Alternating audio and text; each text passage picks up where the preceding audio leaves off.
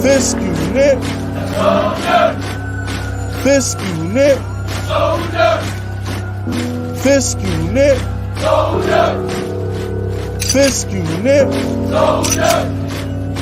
Fisk unit. What's good, y'all? Welcome to the Giants Outsiders, episode 33. You are now rocking with the hardest voice of sports, the muscle of the Giants community, the Daniel Jones activist himself, Fisk Vegas. And I'm joined by 1/3 of the Giants Outsiders, your stepfather, okay, Mr. Roneffect himself. What's up, baby? Yo, what's good, Fisk? We back. We are freaking back. So, The moment everybody been waiting for. We've been all waiting for this news to break, and here we are. Yeah, we gotta get it. We gotta get it off, man. We gotta talk our talk. But before we talk our talk, we got an important announcement to make. Okay. From here on out, the Giants Outsiders is officially a 3-man pod. Okay. From here on out, it's gonna be me, 60-minute man Pizzle, and your stepfather roneffect. Okay. We ain't taking no prisoners. As you already know, me and Kyle Pizzle got beef with every Giants YouTuber, beat writer, and talking head on the planet, including their dog, wife, kids, and best friends. All right. So roneffect, I want you to know, when you part of this crew, you got beef too. Watch it back, bro. Oh yeah, I already know what it is. This is why it's like I feel it's the perfect fit because it's already been there. You know, I thought it took multiple parties to beef. I thought beef had to take someone's cooperation, take your own cooperation to have it, but it is what it is, and I'm all here for it. Yeah, bro. Like I got beef with so many people. Like I'm just like, you know what, bro? I hate y'all too. I just hate everybody this one. Like, you know, Yep. I know y'all like, you know what I'm saying? It's like it's weird too, right? Because like I got a bad habit of going too far. Like I've been known to kill an ant with a sledgehammer. So it's like people leave me alone. So it's like they don't approach me man to man no more. They back channel me. They DM each other. And they go and talk to people who they know I do business with and try to get them not to do business with me. And they blackball me. They act like I don't exist. They do the worst to me without actually addressing me because they don't want that smoke. They don't want that smoke. So they just, they back channel me. They do their little pull their strings behind the scenes. You know what I'm saying? I can't get beat reporters don't respond to my DMs no more. I was chilling around over the summer. I was in great shape into myself with the beat reporters and shit. I was actually feeling like I'm part of the damn community and shit. I aired out the Antichrist. I ain't been seen nor heard from in circles again. Yeah, it'd be like that. I was like, you motherfucker. Man, but F all them. You know what I'm saying? At the end of the day, the beauty of the Giants Outsiders is we're always right, Ron. If you look at this Daniel Jones situation, Ron, this is just another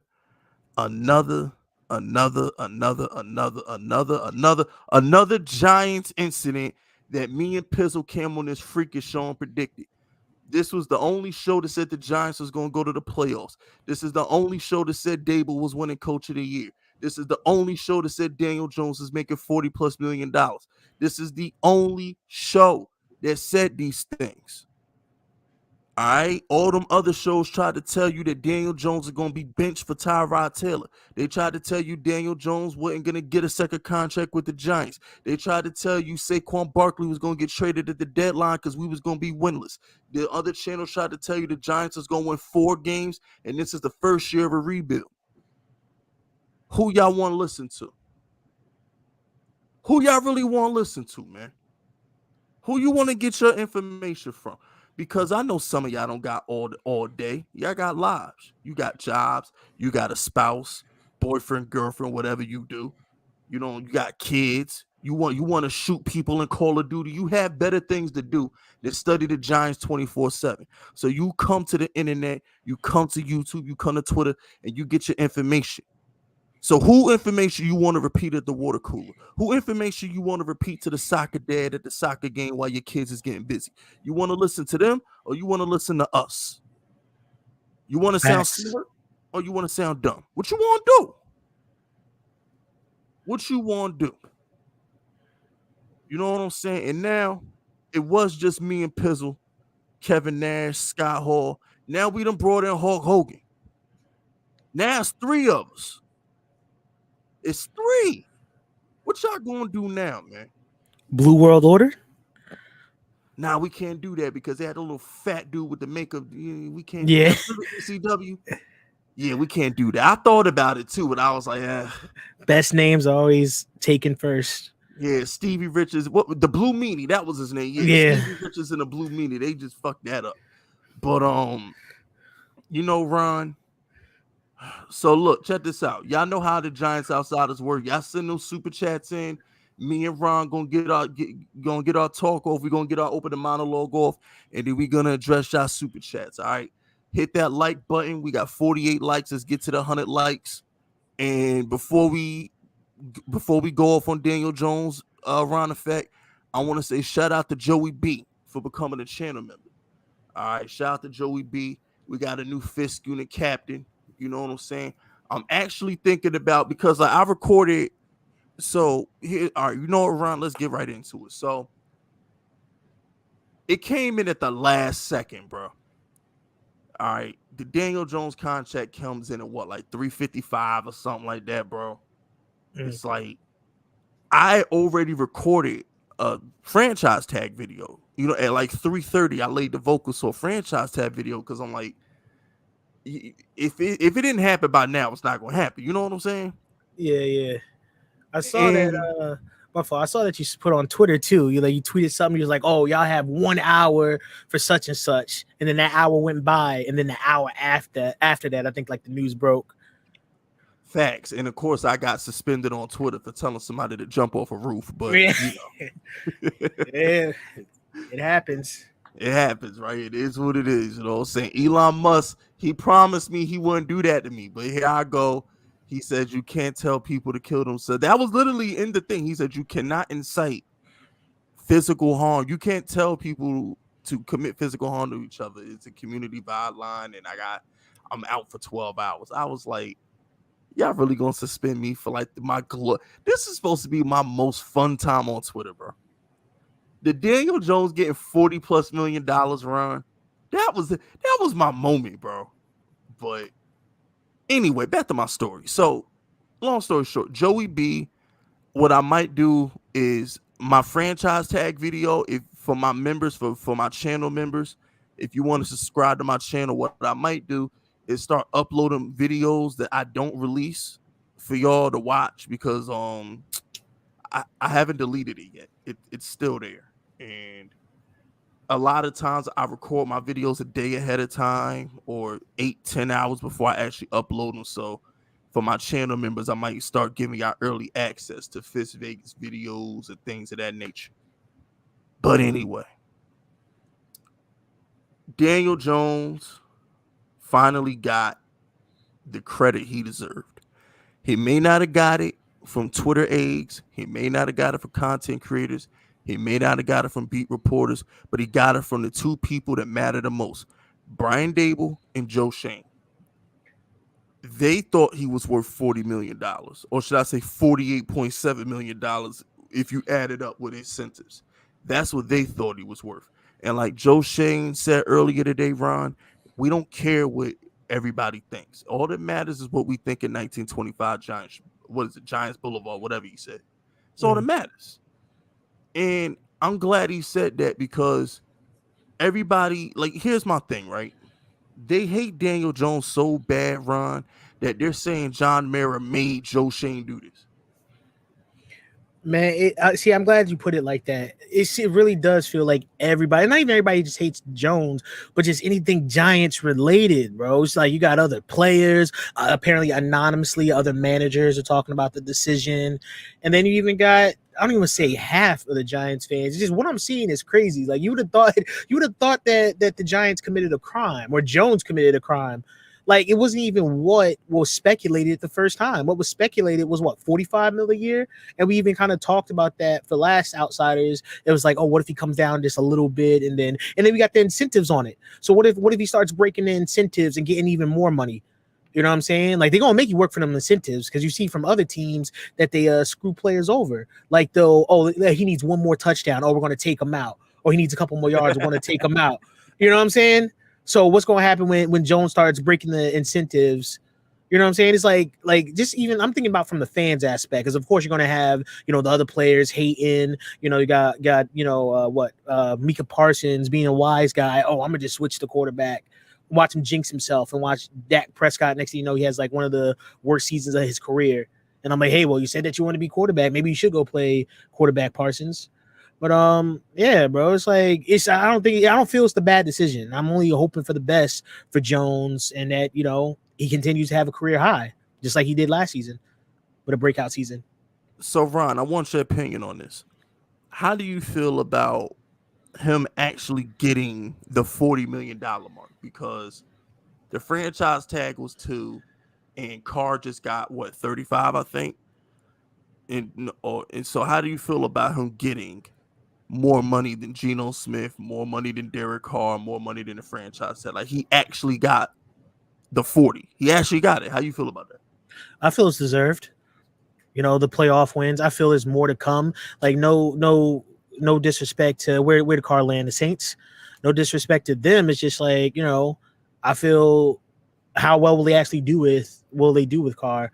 Will Carr outperform Jones? I forgot where I saw it too. Somebody put like a top 10 NFC quarterbacks, and they had Colin Hurd punk ass. Yeah, and he had Carr on the Saints. Like even when Carr was with the Raiders, it just felt like because that's the thing. He had everything. He had Adams. He had Waller. Renfro. Yeah, bro. Like he had the weapons there, and it just wasn't doing nothing. Jacobs led the league in rushing. Right. And like Jones has less and doing more. So that now it's like the focus too. Is like now that the Giants have this settled, they can focus elsewhere. Like I really don't get it how like it was a war zone on Twitter. I really don't get how like people are acting like the sky is falling. Oh, it's the end of the world as we know it. Like what is going on? So hey, people can be mad at it if they want to, but I'm telling you, they're gonna have to pick a side. Well, not pick a side, but when Jones starts doing his thing, what are they going to do? Slow clap? Are they going to clap in sign language and just wave their hands? Are they going to start snapping like it's a poetry slam or a speakeasy? Like how fans are. They'll talk the crap.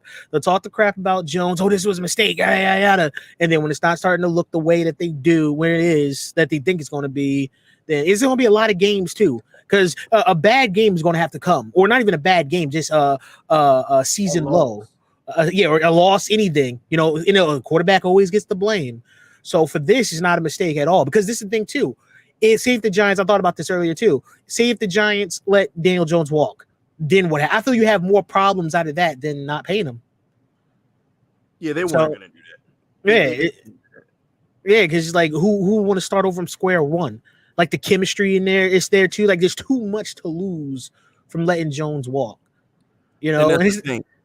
Not only to piggyback off what you said about starting over, Ron, we just went to the second round of the playoffs. Who the hell wants to start over? Right. You want to go from the second round of the playoffs to picking in the top 5? Huh? Where they do that at, bro? Not even knowing what you're going to get because the Giants have a lower pick, like a farther back pick. You know what I'm saying? They have a lot of picks.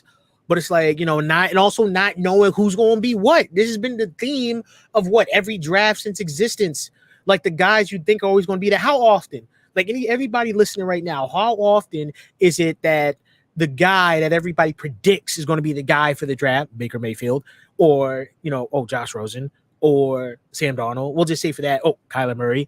How many people think that, this is going to be the guy? We're just saying quarterbacks right now. And then it doesn't end up that way. Like all the earlier picks. It doesn't end up that way. You know what I'm saying? Like it's very low, I would say. But I'm just glad it worked out this way because I feel it'd be more stress if the Giants, let's just say in a parallel universe, in a multiverse, the Giants let Daniel Jones walk. Now we gotta see what's next. You know what I'm saying? I feel this is the most logical, safest outcome. But And you what if he got goes to Washington? that What if we too. let him walk and he goes down the street to Washington? Because Eric Bieniemy and Mike Kafka, they running the same shit. So what if he just goes straight to Eric Bieniemy? Now what are we gonna do? And the worst thing you could ever have is your former player going off against his former team, which would be you. You know what I'm saying? Like that would in his prime. suck. He hasn't entered his prime yet. You don't hit your prime as a man till like 27, 28. Right. I feel like his bad years are behind him as well. You know what I'm saying? Like the dirt off of him because not every player just comes into the league and just starts slinging. You know what I'm saying? Like they might start off slow and then get into their prime years. So yeah, I don't even want anybody to explain it to me for oh yeah, why is this the wrong? Because they're gonna talk all day. This is the mistake. They're gonna talk all day about it. I don't even would want to hear it because I know there's not gonna be any logic behind it. It's gonna be a lot of whan and crying, and then it's happened in the past. You should know this, Fisk, as a content creator. From Twitter comment sections, and they're so adamant. They're so hung on expressing themselves, and then it's like, oh, if it doesn't work out that way, they move to the next thing. Not saying that we can't be wrong at time, rarely about stuff. And also it's like people take a stretch with it. It's like, it's almost like saying like, oh, if you're going to predict somebody to get drafted by the Giants, oh, they didn't get drafted as early or something. And then people, oh, well, you said you're going to get drafted at this and he didn't get drafted at that. Something like that. They'll take something so minor and then turn it into something bigger. But yeah, because Baker Mayfield ain't get no second contract. Darnold ain't get no second contract. Jameis ain't get no second contract. Mariota ain't get no second contract. But Danny did. You just remember that. Danny got a second contract. Josh Rosen didn't get a second contract. So y'all can say what you want to, but Danny is on the team that drafted him, and he's the guy. $40 million with incentives. He's the guy, bro. Like, hold your L. That's all I'm trying to say. Hold your L. Every single thing y'all upset about Daniel Jones, he's proving you wrong. He can't stay healthy. He did that. He turns the ball over too much. Led the league in fewest turnovers. Can't win games. 6 fourth quarter comebacks and a playoff victory. What more do he got to do? Oh, he'll never get more than Ron. They said 25 million. I wouldn't get Daniel Jones more than 25 million. He got 40.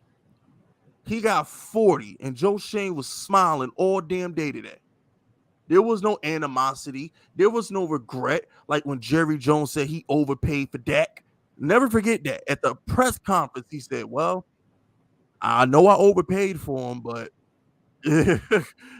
what was the exact quote, Ron? Some of the best, Jerry Jones said some of the best things, some of my best investments are the ones I overpaid for. I hope Dak falls into that category. Yeah, something like that. I've never seen an owner go to a press conference and say, I overpaid you at the panel. So come on, bro. How embarrassing. How embarrassing. That's what I'm saying. Like the Giants, bro, they was all smiles and Hallmark cards today. They're happy Daniel Jones is the guy. And that's the difference between the Giants and you look at a guy like Lamar Jackson. Lamar Jackson ain't got paid yet, bro. Lamar Jackson ain't got paid yet. You know why? Because they don't want him there. Right. I'm feeling that way too. I'm feeling that. What's taking? You love him so much. What's taking so long, bro? I love that photo of him taking the fan sign, bro. Taking a fan sign and holding it up for everybody to see. Like he ain't say nothing verbally, but that should be enough. That should be enough. They don't want him. If they wanted him, the Giants paid Daniel Jones at the last second. They made sure they got that deal done in time because they wanted him. They made sure they got Daniel Jones taken care of because they wanted him. When you want a player, you figure it out. They didn't want Saquon hitting the market. Why? Because we want to pay him too. Saquon's going to get his bag. We're going to talk about Saquon next, Ron. But Saquon's going to get his bag too, bro.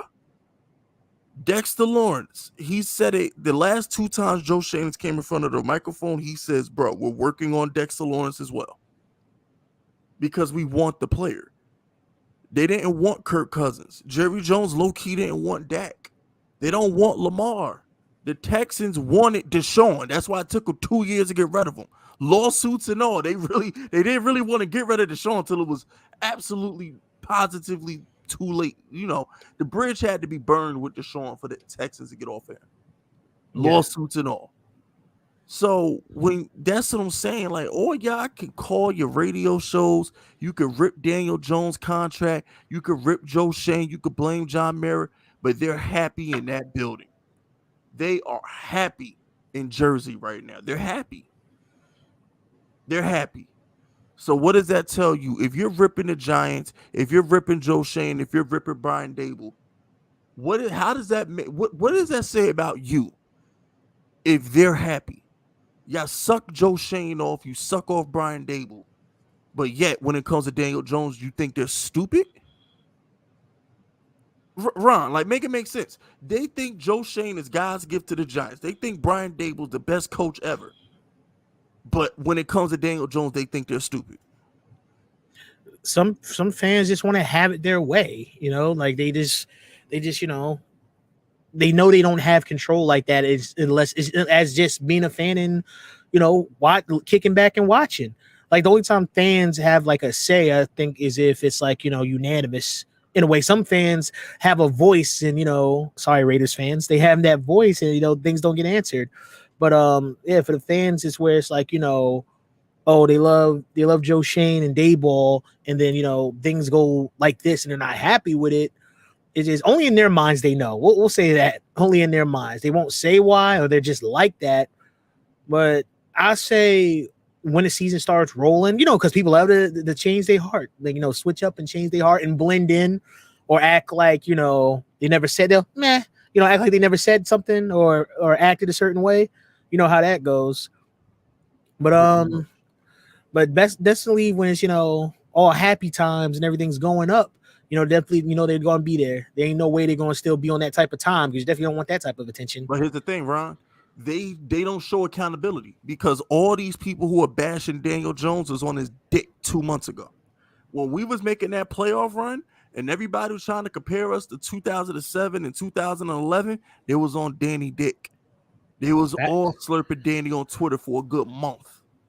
Facts. From the Colts game to the first quarter of the Eagle game where we got annihilated, they were slurping Danny. They were slurping him. And then because he wanted market value, they turned their back on him. Right. And that's the thing, Ron. They took no accountability for the 4 years of slander they threw in that man's name when they was chanting his name at MetLife in the Colt game. 90% of the people that chanted his name at MetLife were probably ripping him, calling him Danny Fumbles and Danny Pennies for 4 years. Yep. And what does he have to even do anyway? Like, how much does he have to do to actually make them happy? Like, I feel like, if you ask them, like, for the fans that dislike him, what does Danny have to do to, get your blessing? Not that it matters. And then they say, he has to do X, Y, and Z. And then he actually goes out and do it. Then what? Because I've had some people like that, or I've seen people like that, towards Kayvon, is like, he's not getting sacked, such and such. And then, later in the later halves of the season, his presence is being known. And then it's like, the tweets get deleted, or, they change their tone a little bit. And so just the way it is. Fan of the podcast, Kayvon, by the way. That dude, Kayvon Thibodeaux, I went on a rant. I told Kayvon to stop finger popping these hoes and get the pussy, and he went on a sack tear right after that. Yep. I went on that rant on Kayvon before Thanksgiving. He played Dallas like it's like, bro, you would have thought Kayvon had $1 billion check on the back of Dak Prescott jersey the way he was on his ass that Thanksgiving game, bro. That was probably the best defensive performance I've seen from a Giants player since fucking like prime Justin Tucker, some shit like that. Like, it's been a minute since I've seen a defensive player just be that damn unstoppable in a game before. Like, Kayvon was on Dak ass on Thanksgiving. But I hope it's always like that against the division rivals, because being on the other side, like back when Eli was playing, you got well, not even just division rivals, but people saying, what's his name for the Saints? the lineman. He was like, "Oh, Eli was his favorite quarterback to hit." I heard a Oh, lot you of talking about DeMarcus Lawrence on the Cowboys? yeah, but there's somebody on the Saints who said it too. No, he's Cam not defensive Jordan? right. Yeah, Cam Jordan. But yeah, you also have like DeMarcus Lawrence saying stuff like that. So now it's like with Kayvon being part of that towards Dak. Give Jalen Hurts some of that. Like Dexter. Hopefully they can. It's like, oh, it ain't no fun when the rabbit got the gun type of. Nope.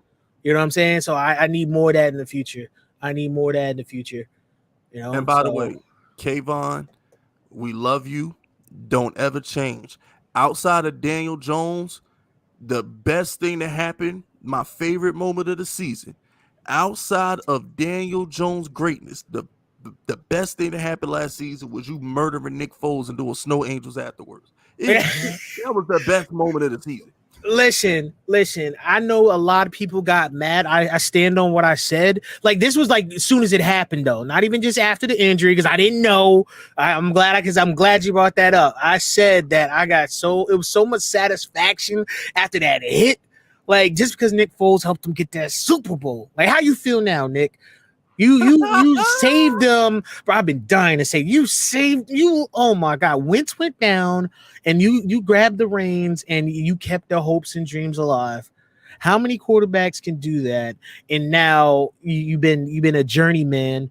Now you're with the Colts. Oh, man, it's just something about that. I don't know. I don't want to say that if time slowed down or what, but just that hit, like. Oh, give me more of that, bro. Just because it was Nick Foles, but not him getting hurt. Oh, you're wishing hurting on it. No, it's not even that. Just the hit. Just the fuck if he was hurt anyway. Because guess what?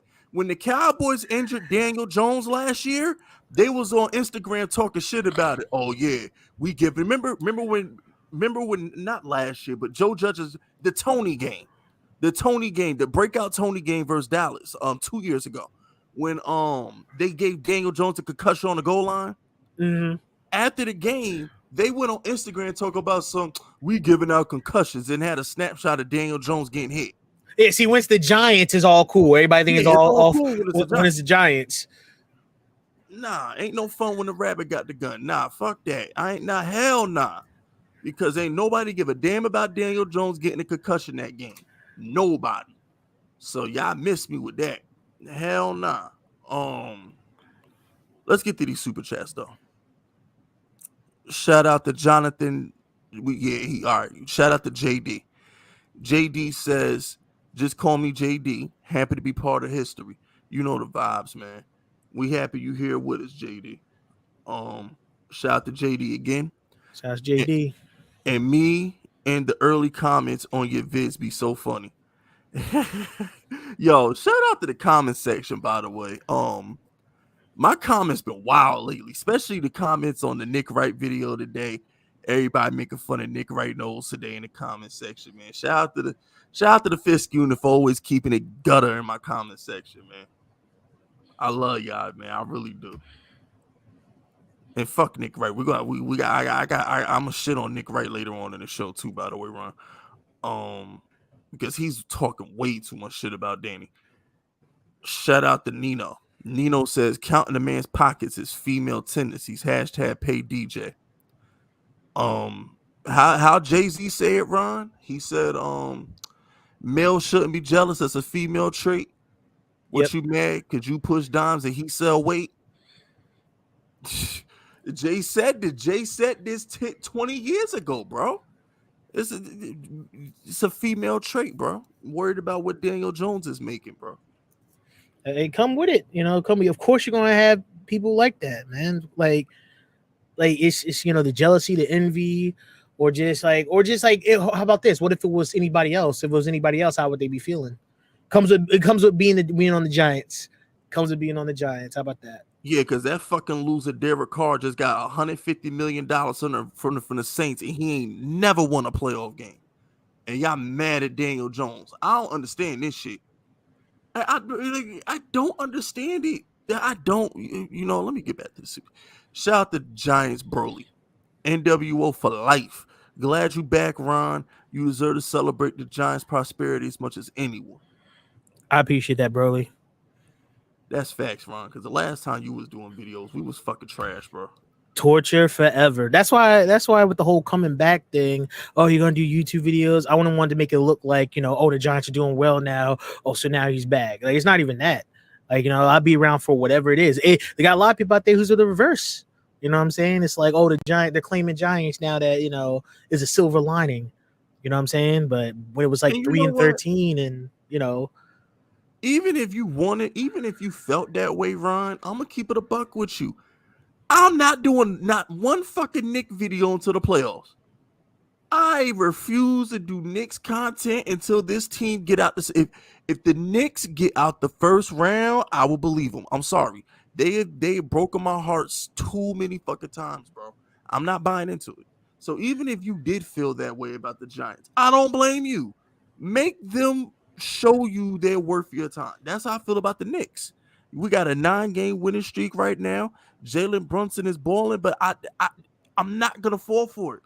I'm not gonna let the Knicks break my heart, Ron. I'm not gonna do it. I'm they not gonna they fucking do it. they've been giving that work to the Celtics lately. They They they, own the they Celtics. they've been giving that work to them, bro. That's what I'm saying. But I'm not falling for it. I'm not gonna do it. I'm not gonna. I fell for it 2 years ago, and that fucking midget Trey Young beat us. Nope. Not falling for it again. I'm not gonna let the Knicks do that to me again. I'm not gonna do it. Shout out to Agent Trotsky. Tell Cott to get on the show now before I go terrorize him on Twitter. Also, looking for Snatcher Addison in the first round. Me and Ron gonna break that fucking draft down. We definitely gonna get into them wide receivers and them damn middle linebackers. We gonna get into that. But that Yes. boy, that TCU dude, he caping for the Giants right now. He want to be a Giant. I don't know, man. I want the TCU guy. I ain't gonna lie to you. Let Dable work. Let Dable work. Facts. Shout out to Luis Martinez. No, I ain't tried yet, but a update on my senses on Luis. They get a little better every day. I've been tasting a lot better lately. I've been smelling certain things a little bit better lately. Like, I'm gonna tell you, like I told my boy today, because I booked the model and I booked the hotel, so I had to go make sure my homeboy was down to come to film with me in April or whatnot. And I was telling him, I was like, I smell my shit a little bit more every morning. That's the best way I can sum it up. Every morning, my shit stink just a little bit more. All right. If you've never had the Resident Evil virus and you've never lost your smell or you never lost your taste, you probably don't get what I mean by that. But 3 weeks ago, I couldn't smell a thing. 3 weeks ago, I couldn't taste a thing. Fast forward, I'm in week 4 without my senses, and I will admit I actually can tell when I'm brushing my teeth. I actually notice when I'm taking a shit. I can actually tell the difference between walking in and out of rooms. So little by little, my senses are coming back. So thank God for that. I'm gonna, you know, keep, keep the faith, stay positive, be patient, and I'm not gonna let it depress me. Cause I ain't gonna lie to y'all. I woke up depressed for 2 weeks. The worst part of my day was waking up. I ain't gonna lie to you. I have insomnia, so I don't sleep much. So I can't sleep more than 2 straight hours. So imagine waking up twice depressed. It was horrible 2 weeks, but you know, ain't got time for weakness. Got to get back on the grind. I got to book these models. I got to put this YouTube content out. Got money to make, baby. Got to entertain the unit. It is what it is, man. It is what it is. Glad you feeling better. Thank you, Ron. Thank you. Shout out the Giants, Broly. He says, "Where's Pizzle? He needs to be part of this victory." Like, okay, all right. So my bad. I didn't address the Kyle Pizzle situation. Pizzle is in hibernation right now. Okay, Pizzle is on break. All right, and from now until training camp, it will be just me and Ron. Pizzle is on break right now. My man Pizzle is enjoying his off season, terrorizing people on Twitter. You know what I'm saying? But Pizzle will be back in July. He told me he might pop up for the free agency show, maybe. But he said for the most part, Pizzle will be back in July. So it'll be me and Ron handling free agency, and it'll be me and Ron handling the draft. And then we're gonna take a break after the draft. We're gonna take a break, and we're gonna be a 3-man pod on training camp in July when training camp starts. So Pizzle is chilling right now, doing 60-minute man shit. You know what I'm saying? Probably smoking a cigar, calling somebody a geek on Twitter as we speak. Facts. You know what I'm saying? Shout out to Pizzle.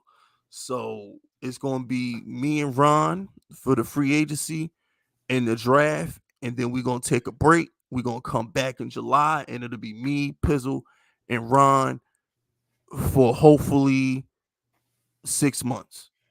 Hopefully 6 months. You know, I'm hoping the Giants win the Super Bowl next year. So hopefully it's a 6-month season and not a 5-month season. You feel me? Yeah, anything is possible, man. Yes. The first thing I always think of is the Bengals. Never thought that they would even make it to the Super Bowl or make it back to AFC Championship, and then anything is That was possible. my motivation last year. I was like, bro, like when I aired out Joe Shane, Ron Effect, I don't know if you saw the Devil Fist episode during the trade deadline, but they nicknamed me Devil Fist because I aired out Joe Shane. I was like, Joe, get Danny some weapons, bro. Like the Bengals just went to the Super Bowl. Anything's possible. Aaron Rodgers is washed. Tom Brady is a corpse. Who the hell is in our way? Right. Like, we got to go for this shit. And that's why I was so mad at the trade deadline. Oh, Kadarius Toney, speaking of the trade deadline, you know Kadarius Toney cursed me out yesterday, right? What happened? Oh, my gosh, bro. Oh, yeah, he cursed me the fuck out yesterday because I trolled him on his music video. So Kadarius Toney most definitely responded to me on his little lame ass music video yesterday, and all these athletes want to break into music now. They watching Antonio Brown or what? Antonio Brown was performing at Rolling Loud. You see that? They was throwing footballs up on the stage. He's like, oh, throw it. I'm open. Throw it. And he caught one too. That was a nice catch, though. It was a nice catch. So and he's actually, throw that shit on. They actually out here making music. And I guess maybe they watching Dame. Wasn't Dame rapping on the plane? Dame can actually rap, though. That's the difference. Yeah, Dame could actually rap. He can actually rap. I liked his Stay Scheming remix. I did like it. No. I told Tony, I was like, look, bro, I'll delete my YouTube channel. You play the whole season next year. You know what I'm saying? Like, come on, bro. Like, his nickname is Fragile, bro. Like, stop. I'm like, bro, because he was talking shit about the Super Bowl. I'm like, nigga, you made one play for the Chiefs in 4 months. The fuck are you talking about? Size my ring up. Nigga, you made one play, and it wasn't even a catch. It was on a punt return that had 5 holds on it, but they didn't call it because it's a Super Bowl. Yeah, I don't know who was counting them out. Like, you know what I'm saying? Like when talking like that, size my ring up, that's for like people, getting counted out. And we was rooting for, I'm gonna say rooting for the Chiefs. I was rooting against the Eagles. Let's say that. We was rooting against, exactly. I was rooting against the Eagles. I don't like people say that. You're like, oh, Ron, we're cheering for this team because they're playing. Well, I'm not. No, I'm just rooting against the Eagles. How about that? Yeah, because I hate the 49ers, but I damn sure love them beating the Cowboys the last 2 years. Right. Exactly. So anytime someone says, oh, Ron, we're gonna be we're cheering against. That's what it is. So Thanks. Yeah. Shout out to the Boogeyman is back. Oh, the Boogeyman is in the building. Shout out to my boy Boogeyman, bro. It's been too long. What up, Boogeyman? Remember, supporting Big Fisk is supporting small businesses. Congratulations, Fisk, on a new venture. Here's a blessing from me. Keep striving for greatness, and shout out to Daniel Jones for getting his bag. Thank you, Boogeyman. I appreciate that, man. You know what I'm saying? $50. That actually might go a long way because actually I'm about to buy the model that's coming in on the 10th, April 10th. I'm gonna get her these. Like, so there's these superhero one pieces, Ron, like that the girls be doing YouTube try-ons with and shit, like Captain Marvel, Cammy from Street Fighter and shit.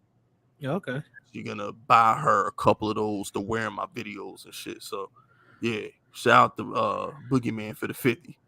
Shout out to Boogeyman. That's gonna get me like 2 or 3 of them. You definitely contributing to the cause right now, Boogeyman. I appreciate that. And who's next? Nino. Shout out to Nino. They be changing sides like a Puerto Rican and a Honda, bro. That's a fact, bro. Yeah, I love how I don't want Puerto Ricans to hate me, but I gotta say this. I love how Puerto Ricans want to use the N word, but then when they get around their Puerto Rican friends, they swear they're not black. Yeah, I hear that a lot. I've heard that a lot. Yeah. I got news for all Spanish people, okay? Y'all are niggas with pretty hair, okay? Y'all cannot have it both ways. Y'all cannot run around saying the N word and trying to be down with it, trying to date black women and shit like that. No, we're not going for that. Y'all cannot claim y'all can't disown the black community when it benefits you. Right. You want to say the N word? You want to fuck our girls? You niggas with good hair. Bottom line. That's my take on Dominicans, Puerto Ricans, all that other shit. Yo, what's up, nigga? What's up, my nigga? Hey, mommy, you trying to date our girls and shit like that. But then but then all of a sudden when they get down to the shits, they're not black no more. Oh, nah, we not black, bro. Nah, we don't. They start speaking Spanish and shit like that. Nah, I ain't got time, Yeah. bro. Yeah, it's all talking shit in Spanish, thinking that we don't know it. Yeah, you'd be surprised how many black people know Spanish. Facts. Mine ain't too shabby either. You know, I can't talk it that I can't speak it that well, but I definitely can understand. You know, I worked around a lot of Spanish speaking coworkers, a lot of jobs that I've had. You know, and they teaching me like, oh, that's how we like, you know, we bond or whatever. I get closer to my coworkers or whatever. So, but yeah, you know how many videos like that go viral where somebody recording themselves and then they, you know, or they hear the speaking and they speak the Spanish back to them and then they get quiet.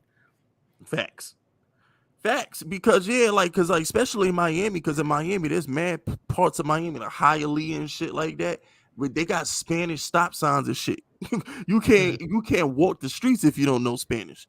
So I'm just be like, you know, and I love Spanish women and shit like that. Like my weakness is Spanish women. Oh, a Latino woman is my weakness to this day.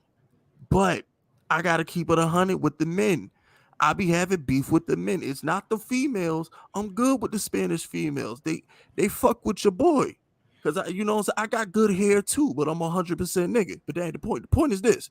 Like y'all can't they brothers and they uncles and shit don't like me dating they sisters and they cousins. I'm like, y'all not gonna fuck my sisters and cousins, but I can't fuck yours. We gonna come to a fucking peaceful medium right now. Bottom line. It just is what it is. Know what I'm saying? If y'all gonna call me an N-word, I'm gonna call you an essay. Fair enough? He said a peaceful medium. You know what I'm saying? Fair enough. It is what it is. But shout out to Sion, man. My man Sion says, I'm a very happy man. DJ is signed. All is right in the earth. F the haters. # Super Bowl bound. Ron, I'm not going to predict it just yet, baby. I'm not going to do it just yet. But if Joe Shane make a couple of moves that he's rumored to be trying to make, I'm predicting a Super Bowl. Bro, if the Giants just even make a run, like, listen, bro, I don't even call it a high, but it's still the taste is still there. It's like, you know, the Giants beat the Vikings to make it to the next round. If they even just get in there, how about that? If they even sniffing around it, because I still not dwell on it, but I'll never forget how it's like, the Giants are already out of the playoff contention, and the season's only a little bit halfway done. You know what I'm saying? It's like, I don't know, it's only gonna go up. If the Giants even get close to the Super Bowl, it's only going to go up. The shit talking going to get crazy, especially for me. I will be unhinged. Nobody going to be able to tell me nothing because I've been telling people like, this is the type of stuff we've been waiting for. Like, after the first playoff win, how good did it feel? You know what I'm saying? So only time going to tell. So we're going to see. I never say, Super Bowl runs, this and the other. But if it's in the vicinity, then we can have that talk. You know what I'm saying? That's just me personally. So we're going to see what happens. Ron, they got a brief taste of it when Daniel Jones, my mouth did not shut between the Colts game and beating the Vikings in a wild card. My Daniel Jones rants was on some was on a fucking 100 out of a scale to 10, bro. Oh yeah. And that, see, here's the thing, right? That's just the tip of the iceberg, because we weren't. How do I say it? I wasn't shocked because I knew Daniel Jones could do it, but that's not me being cocky. I'm not conceited yet. You see, I was talking shit with humility because the Giants, we weren't that good of a team. I mean, our offensive line wasn't good, the receivers weren't good. It was just Daniel Jones' greatness. I knew we had some deficiencies, Ryan. I'm keep it on it with you. Right. But next year, when we're winning on a consistent basis again, and the conversation is, are we gonna win by 7 or 10 points instead of are we even gonna win at all? Right. Then you're gonna get the Yankee version of me. The Yankee fan is gonna come out of me because when I talk about my Yankees, I'm probably the most arrogant, conceited cocksucker on the planet because like we're 27 rings, like we're better than you. We're better than you with everything. We won more rings in the 70s than you'll ever fucking win as long as you're on this earth. You, your grandma, your grandpa, your great grandma, grandpa will not see as many rings as we won in the fucking 70s alone. So it's just like the cockiness is gonna come out of me, bro. And I can't wait, Ron. I can't wait to be the cocky, conceited, arrogant, stuck-up Giants fan. I can't wait, bro. Bro, I've been telling other fans this for years, how spoiled a lot of them are, to where it's like, how good it must feel. Like, I could only have imagined in the past where you go into games already knowing that you're gonna beat your opponent.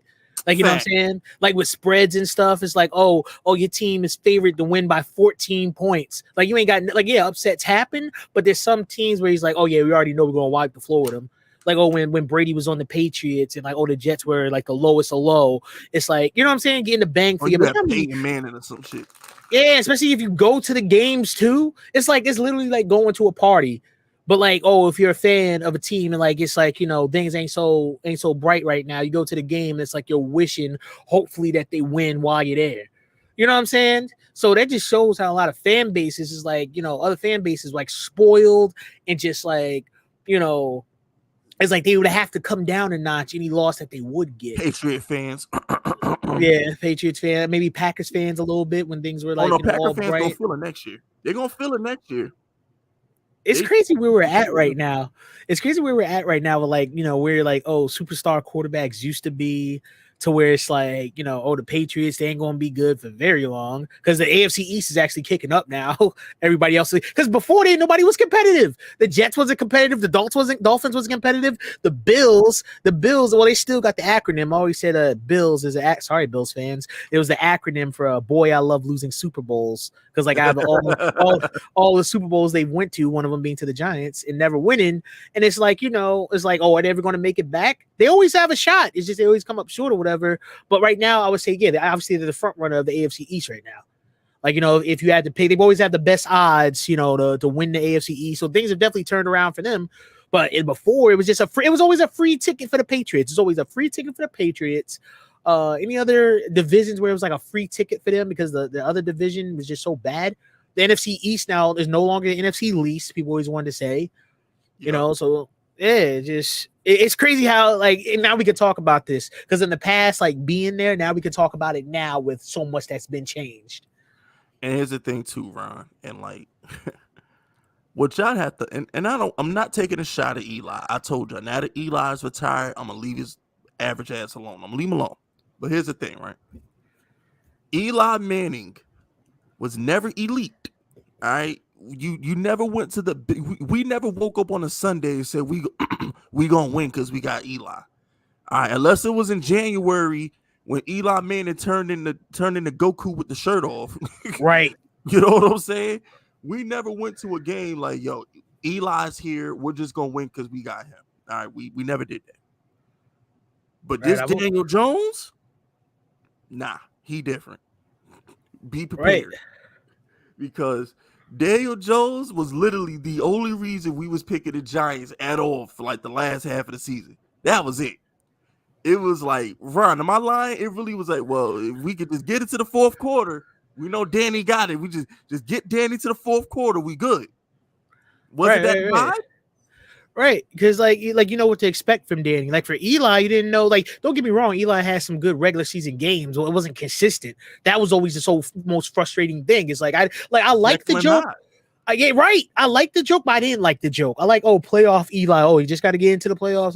But it's like, why can't you do it? There's a lot of pain behind that joke because it was Right, like if we got playoff Eli for 16 games, he'd be fucking Brady. right. It's like, why we gotta make the playoffs for you to shine? You know, like this is actually a bar I heard a battle rapper say. It was something about like he was battling like a religious battler, and he says like, "Oh, why do we have to die to see God?" Something like that. It's like for real. It's like, oh, Jesus coming back. Anybody who religious is like, why do we have to have death in order to see God? So it's kind of like that. It's like, why do we have to find a way into the playoffs to see the best of Eli? Like, you know what I'm saying? Like, why can't we get the best of you during the regular seasons? But that's why I hate Eli to this day. I try and tell people I hate Eli because he showed me he could be a top 5 quarterback. Here's the thing. I love Daniel Jones. I do. I love him to death. He's my favorite player, bottom line. He hasn't shown me that yet. Playoff Eli was on some other shit. That's the dude beat Brett Favre. He beat Aaron Rodgers. He beat Brady twice. Like, playoff Eli was a top 5 MVP level quarterback. Facts. But it was only in the playoffs. Only in the playoffs. Why we couldn't get that for 16 weeks, Ron? Statistics through the roof. Crazy passes to Knicks, Manningham. Yes. You know what I'm saying? One star on the team at a time. Oh, you have Plexico or Victor Cruz, depending on what years it was.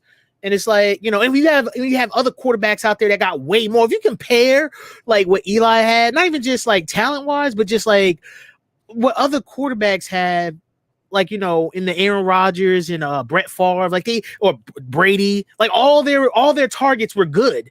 And people would just camouflage it saying, oh yeah, they make their targets better, this, that, and other. It's like, I don't know, because sometimes you'll put them on other teams and they still do well. But it's like they had more to work with. It just, I don't even know. I don't want to dwell on the past too much because we're here now. Either, that's the thing, though, Ron. Like, and if playoff Eli showed up for the regular season, you can't tell me Eli would have won at least 4, 5, 6 rings. It would have definitely got up to 4. It definitely would have got up to 4. Everybody, and that's the thing. People always, it's all luck, or the defense. Yeah, defenses do help win championships, but like people, it's a Giant thing, bro. I'm telling you, it's a New York Giants thing. Because if it was any other team, the credit probably be due there. You know what I'm saying? It's like, man. And you know what, Ron? I just thought about it since you brought it up, right? About the defense and shit like that. Yeah. Eli Manning in 2011 won the Super Bowl with the 26th ranked defense. Right. That dude was an animal. I just don't understand how can you not be good in a regular season, but when the clock strikes 12 in January, you turn into your big brother with a clutch gene. Like, I just don't understand it. Right. Never threw an interception. Tracy Porter or whatever. Now let's call it saying choking, but Peyton just had his moments where it was like, oh, this wasn't very playoff Super Bowl like, or wasn't very Peyton Manning like. Like when it's go time, bro. When it's go time, like when it's very important, that's when Eli show up. I'm kind of getting mad just thinking about it. Like just like dwelling on it. It's like, really, Eli, you couldn't do this in a regular season? And it's always the question, oh, does he belong in the Hall of Fame? And it's like now you can't even solidify that.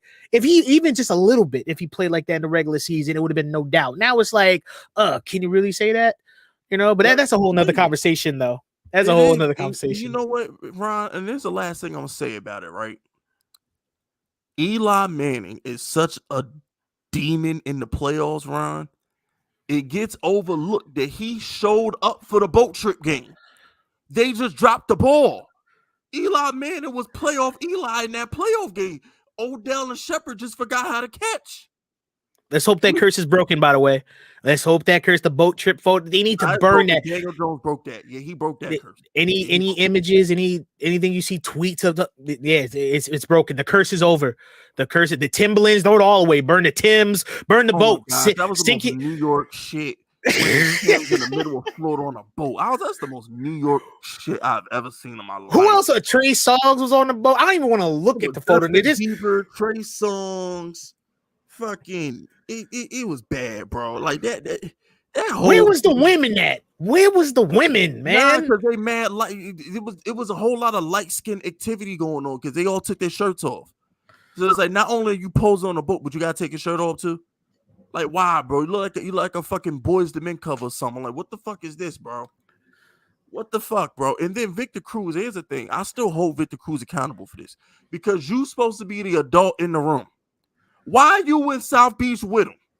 Odell is young. Shepard is a rookie. You didn't tell them dudes not to go to South Beach. Instead, you get on the plane with them, bro. Like you didn't just win a Super Bowl 4 or 5 years before that, so you know what it takes. I still hold Victor Cruz accountable for that, Ron. I'm sorry. I still hold him accountable for that. He's and you know the adult. And you know the attention from the media. It's like, oh, the Giants got a playoff game next week, and now they're taking boat trips. Like, I kind of get because that's the stuff that you do afterwards. Like, oh, after the season is over. But you know, I have people trying to flip that too. It was like even today, it's like, oh, like goofy Eli Apple. Oh, freaking Cancun, enjoy Cancun and all that. Well, that's what you're supposed to do. Your season's over. Like, yeah, okay, go enjoy your money, go enjoy your vacation and stuff now. So just the fact that it was kind of doing it during, like during the season, like when it's like focusing up, I'm pretty sure Odell even said is like, I believe that something that you do 7 days prior will not affect you, such and such. It's just how it looks though. And then, you know what my response to that was, roneffect, when he said that? What was that? Warming up shirtless in negative 10-degree weather before the fucking game. I'm sure that affects your performance on Sunday. Because they doubled down. Why are you shirtless in Lambeau? Why? It's just like it's like you do you have any kids, Ron? I do not. Okay, I don't have any kids either, but I be around a lot of kids, and what kids like to do is when they wrong and you catch them in a lie, they double down. Right. They good at coming up with stuff on the spot too, like the little like stutter. Like you ever see the videos?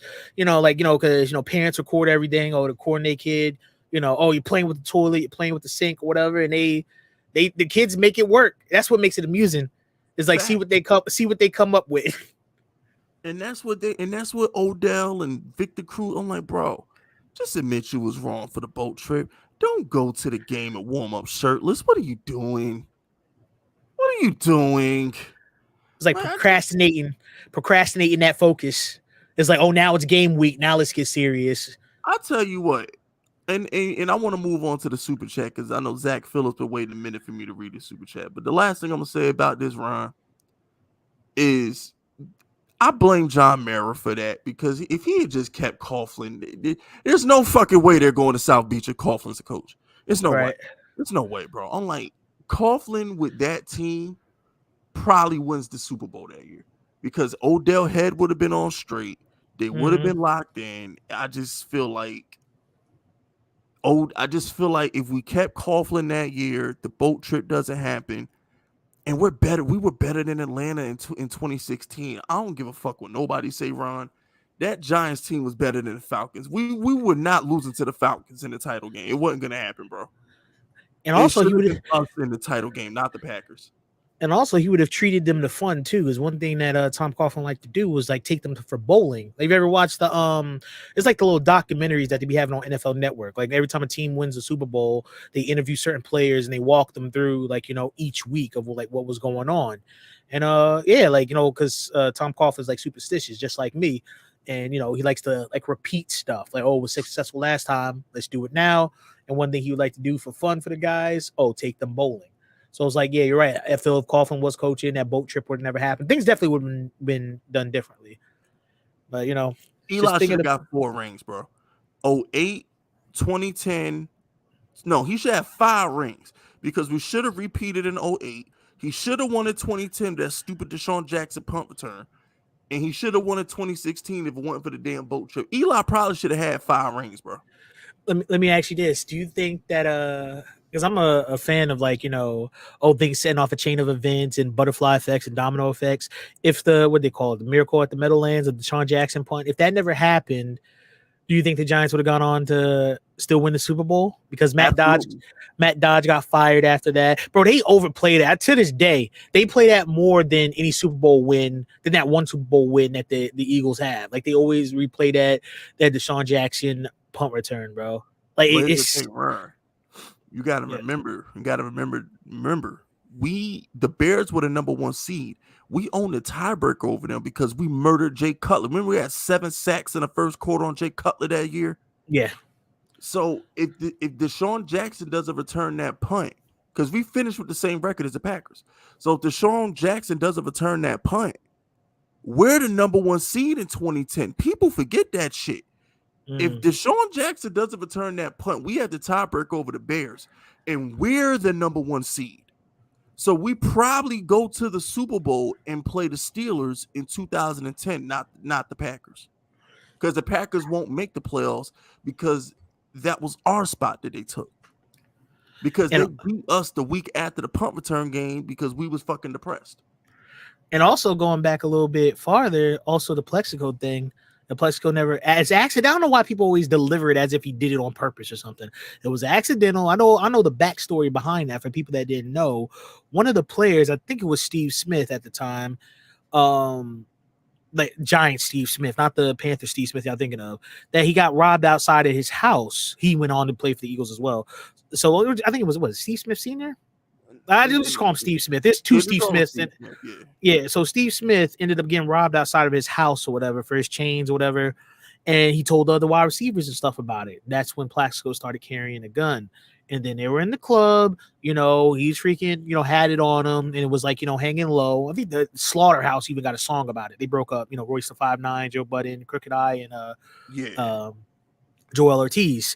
And the gun was, it's called the Hammer Dance. That's what it's called, the song called. And his gun was slipping and he went to pull it up. I forgot, somebody told him it was slipping.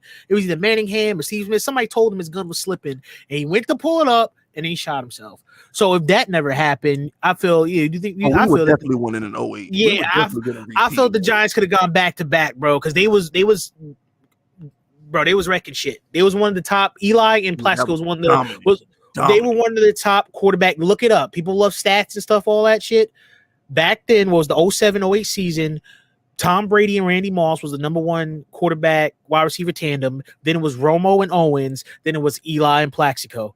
So if that never happened, I feel the Giants could definitely made a run for back to back. That's just me though. Call me crazy. They gonna say outlandish, delusional. Every Giants fan old enough to remember agrees with you, Ron. And some people don't even know, bro. It's like they don't even know. They don't even remember. And my whole thing is, now we about to move on to the super chats again. Plexico, bro, I'm gonna tell you like I tell John Morant. You don't need a gun when you're worth millions of dollars. It's called security. Facts. You don't fucking need a gun when you're worth millions of dollars. Like, I don't look, bro. When you and get your notepads out. All right, you gotta get your pen and paper out because this is a gem I'm gonna drop on y'all. When you're a boss, you don't do your own work. When you're a boss, you give head nods and you point at people. You don't carry your gun. You don't fire your gun. When's the last time John Gotti went and did a hit himself? When's the last time Tony Montana went and did a hit himself? That's what Manolo's for. That's what Sammy the Bullet's for. You don't do your own dirt when you the boss. I just don't understand what the John Morants and the Plexico Burrises and shit like that. When you worth millions of dollars, bro, and this is for the bosses. If you're a regular henchman, carry your gun. But when you a boss and you worth millions of dollars, why are you hire security? You don't walk around with your own gun, you stupid idiot, especially without the safety on. You dumbass. Why are you walking around with a gun with no safety on? You're not in the hood. You're not in the middle of the Bronx. You in an upscale club in the middle of Manhattan. Put the safety on. That's a better investment too. All these rappers and rich athletes or whatever, what they spend their money on, security is definitely an investment. Is an investment. Gosh. And also what you were saying too is like, they don't do their own dirty work. That's what Beyonce had told Tiffany Haddish years ago. Tiffany Haddish was getting into it with other comedians. They was like, she almost she almost Will Smith somebody, like while he was on stage, like talking bad about her. And Beyonce had called her and was like, we pay other people to do that for us. Facts. You know what I'm saying? So Facts. And that's another thing too. Like, bruh, you with Antonio Pierce. Who gonna run down on you? facts. You was at the club with Antonio Pierce. Who's running down on you, bro? AP was with the shits for real. Facts. Best linebacker, best middle line. We ain't had a middle linebacker as good as AP since, bro. I miss Antonio Pierce. We need the next Antonio Pierce. That's what Joe Shane needs to be trying to do right now. He needs to get the next. What was Antonio Pierce? Number 58, I think. 58, yes. Yes, we need another number 58, man. Like, we need Joe Shane. You need to go draft the next Chris Snead and go get the next Antonio Pierce. That's the two things Facts. that besides wide receiver that we need Joe Shane to go ahead and take care of, man. This is the focus now that Danny's gotten paid. You know what I'm saying? This is the focus now, because if they would have let Danny walk, that would have been another problem. Oh, who's going to be the quarterback? What are you going to do with the draft? Are they going to trade picks away? Now we ain't got to worry about that. So all the listeners, spread this to your friends. Spread this logic to your friends for the ones who cry about, oh, paying Danny, this and that. This is something you don't have to worry about now, which I'm grateful for. Just had to throw that in there. Yeah, and in about 3 months, when Hurts and Burrow getting like $55 million and shit, that $40 million gonna look like pennies. Straight up. But shout out to Zach Phillips. Remember, supporting Big Fisk is supporting small businesses. I'm here to say, if you don't like Daniel, if you don't Daniel, see, they be calling me Fist Mayweather like I can't read, but he ain't type it right. If you don't Daniel the Rise Jones, you can't eat you can eat a bag of dicks and you can root for a different team. Oh, okay. If you don't want Daniel Jones to rise, you can eat a bag of dicks. And yeah. Ron, I completely agree with that. I'm to a point now, Ron, where if you hating on Daniel Jones, just go root for another team, bro. Root for another team. That's what they told me when I hated on Eli back in the day. They called me a fake fan. So if you don't like Daniel Jones, you're a fake fan. What are they going to do when he plays well? That's what I'm saying. Like, they're waiting for him to have a bad game, and that's what they're going to let it all out. Because it's going to happen. Every player has a season low, even if you're doing phenomenal. If a quarterback's throwing 3 touchdowns a game, and it's one game where he has 1 touchdown, that one passing touchdown. That's the game they're going to go off on. Exactly, and that's the thing too, Ron. Like, Danny had the Detroit game, and where he finally threw an interception after like 6 games or whatever the fuck. But like, even the Detroit game, I'm like, if the referees didn't rob us in the first half and kill over all of our momentum, we probably would have beat Detroit. The referees shitted on us like all year last year. I ain't gonna lie. Like, they owed us. What was the call we got, Ron? What call did we get that everybody was bitching about that the Giants got that call? Washington. Yes, Washington. I'm like, oh, yeah, Washington game. Yep. They owed us that damn no call versus Washington, bro. After robbing us versus the Cowboys, robbing us versus the Lions. Like, bro, yeah, robbing us the first game versus Washington with the taunting call. They owed us that holding call in the back of the end zone, bro. They owed us that shit. That's part of their reffing. Like, in any sport, it's like makeup calls. They call it makeup calls. It's like something happened. Oh, they'll get you back later. Refs have admitted to this. And, it's just what happens. And also, refs know how to ruin a game. They know how to ruin a game. Like, this is one that I'll never forget, bro. I saw this teacher, too, a couple of years ago in a Dollar Tree. What was her name? Like Miss Vitelli or something? She was an English teacher. And it was this quote. It was like, it pertaining to baseball. It was like, an umpire or a referee did a good job when no one notices they're there. It was like for baseball. So it's like, I'll never forget it. So it's like with refs, like I was like a small sports fan, I was in middle school. So it was like, diehard Giant and all that. But it was like, I just never understood like, the impact of refs until I got like to high school and stuff. And I actually became more conscious of stuff like that.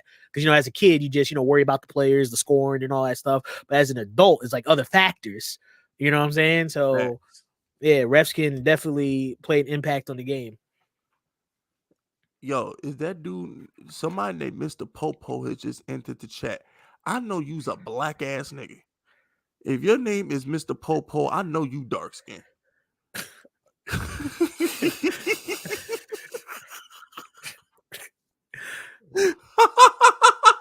Mr. Popo. Yeah, I know, Mr. Were you right? Ask me. Yeah, he cried. I know Mr. Popo black as hell, bro. So I wasn't ready for that. I was like, wait, where's he going with this? I'm about to say, bro, you don't name yourself Mr. Popo, you ain't black as hell, bro. Like, when you name yourself Mr. Popo, you taking pride in something, bro. I ain't gonna lie, man. But shout out to Stephon Ray, man. Stephon Ray says, "Yo, Fisk and Ron, our boy got his bag. So freaking good to be a Giants fan right now. It's time to get some weapons. Bang bang. You know the vibes, man. Time to get some weapons, indeed. And I'm not trying to ruin any future videos, but there's this wide receiver who, you know, may or may not been on a Cowboy live stream, who is only going for a second round pick right now and said he's willing to take less money on his next team. Wouldn't be shocked if Joe Shane went to go get him. I ain't gonna say no names because I don't want to spoil no future content of mine. But there is a wide receiver who was just on a Cowboy live stream with Dez Bryant, who's only going for a second round pick right now, who may or may not be a Giant real soon. That's all I'm gonna say. I think Ron know who I'm talking about. That's all I'm gonna say. No spoilers. And no spoilers. All I'm gonna say is this: Giants need middle linebacker badly. Giants need interior line help badly. Wouldn't be the worst thing in the world to trade a second for that wide receiver from that live stream and get us a nice little middle linebacker or a nice little guard with our 25th pick. Wouldn't mind it, Ron. I wouldn't mind it. Wouldn't mind it at all. You know what I'm saying? I wouldn't mind, babe. Because you know what? Look. I will spoil this because I will have a video about this soon. So here's one spoiler alert. I low-key think Wan'Dale could be a number one receiver because if you go back and watch the tape on that Detroit game, they had that dude running deep crosses and deep posts like he was Tyreek Hill, and he was getting open, but Danny didn't have time to hit him because remember, Evan Neal wasn't playing and all kind of shit. But they was using Wan'Dale like he was a number one receiver. Like he flashed. Wan'Dale was flashing. I wouldn't be shocked if Wan'Dale emerged into a number one receiver. I'm just throwing it out there. Bro. That's another thing. People act like that a wide receiver can't be born into a star on another team. You know what I'm saying? It's like just because they're not a star right now, or just like, you know what I'm saying, they can become something somewhere else. You know what I'm saying? It's like, or they can have their better years on a new team. I'm just throwing that out there. Yeah, so I'm just letting it be known, like our wide receiver group gonna be nice next year. Like I love Hodgins and I love Wan'Dale. I wouldn't mind going to giving that second pick for that dude. No spoiler alert, but wouldn't mind it. I'm just saying, a wide receiver might not be as dire as you think. But shout out to Giants Broly. I don't want no parts of Quentin Johnston. A lot of body catches and a limited route tree. Yeah, but they said the same thing about CD Lamb, and he look how he turned out though. Man, a catch is a catch to me, by the way. You ain't lying. Catch is a damn catch. You know, I say body catches. You ain't got to be Odell with the one hand. You ain't got to make spectacular. Just catch it. You know what I'm saying? There's a lot of wide receivers out there who drop the body catches or right on the numbers, and then that's the worst too. People give a lot of guff to a quarterback, and then next thing you know, they put it where it needs to be. You know what I'm saying? They put it where it needs to be, and then it's on the wide receiver. And you know, speaking of which, right? So I don't want to spend too much time on this because we got a whole month and a half to break this down. But what is his name? Zay Flowers or whatever his name is, the wide receiver. From what the fuck? I forgot what school he's go to, but bro, he a midget, bro. We can't have Wan'Dale and Flowers out there, bro. Like we can't do that to Danny. We can't do that to Danny. Oh, Zay Flowers from Boston College? He's from Boston College. Yeah, we can't do that, bro. We can't have him and Wan'Dale 5'8" a pop running routes out there. Yeah, see that's what really matters. Yeah, the height definitely matters. Definitely plays a factor into it. Yeah, we can't have 2.58 receivers out there, bro. I don't care how good Zay Flowers is, bro. Because we have Wandale, he's undraftable. We can't have Zay Flowers and Wandale on the team at the same time. We can't have two midgets at receiver. I'm sorry, it's not gonna work. It's not. I don't know how you feel about that, Ron, but we can't, bro. We can't have 2.58 receivers out there running routes, bro. It's not gonna work. I don't think it has ever worked for any team, has it? Outside of the Patriots, it don't work, bro. Yeah, that shit like that only work with the Patriots, bro. Like Belichick, because like what was it? It's definitely going to matter for jump ball situations and all that. Height will always win. Yeah, it's a new day, bro. These corners is like 6'3" nowadays. Like this shit is different. I'm sorry. Shout out the Yankee King. Remember, supporting big fish is supporting small businesses. This is a brilliant deal by Shane because this is basically a 2-year, $82 million deal. After 2024, I guarantee you, I put money on it. It will be a contract restructure, 4-year, $96 million, fully guaranteed. Look, here's what I'm gonna say, right? Y'all, Ron, I don't know how you feel about this. I want your opinion on this. A lot of people are using the fact that only 2 years are guaranteed as a way to shit on Danny. Like if he sucks, we can get rid of him after 2 years and stuff like that, right? Right. I think the opposite. I'm like, bro, all that means is you get him some weapons, he balls the fuck out in 2 years. He's gonna be asking for 55 plus. You think Daniel Jones is gonna play on a contract that's not guaranteed? You think he's gonna go into the 2025 season playing with no guaranteed money? No, he's gonna go back to the table and they're gonna have to give him even more money in 2 years. Yeah, reconstruct it. Yeah, so it's like, yeah. And also it depends on how well he plays too. Let's play devil's advocate. Let's say, in the next few years the Giants win a Super Bowl. Just let's pretend for a minute, because that's definitely going to affect the whole thing. Or how far do they go? How good was his plan? So I know there's two sides to it. Like there's people expecting him to, do horrible, like you say, the 2 years and they scrap him. But why can't we have, the best Jones to ever, his better years? Why can't anybody thinking about that? Oh, these are the better years of Jones to come. So it's all the waiting game to see how it goes. And and I told y'all too, John Mara, outside of Odell Beckham, Giants contract negotiations would never get ugly. We always pay our own players. Isn't it? Ron, you was covering the Giants for a couple years on YouTube. Outside of the Odell situation, when did you ever had to cover a messy negotiation with the Giants? I don't think ever. Odell was the only one that's like, just took time, but things always like work out and in some type of way. And also former Giants are actually coming out now and like, from was Landon Collins or Snacks or whoever. It's like, it was just Ben McAdoo. That wasn't even necessarily the money or whatever other talks there was with like franchise tagging. It was just McAdoo. I bet you they wish they had Dable now. Like, they wish Dable was around when they was there. It's one of those things. There's a lot of factors that go into contracts, not even just the money. And look at Xavier McKinney. He hated Joe Judge. So be like that. Yeah, exactly. It'd be like that. And that's stuff that they can't say then. They can't say, while they discussing contracts and stuff, it's like, I hate the coach, or maybe go like, we're not flies on that room.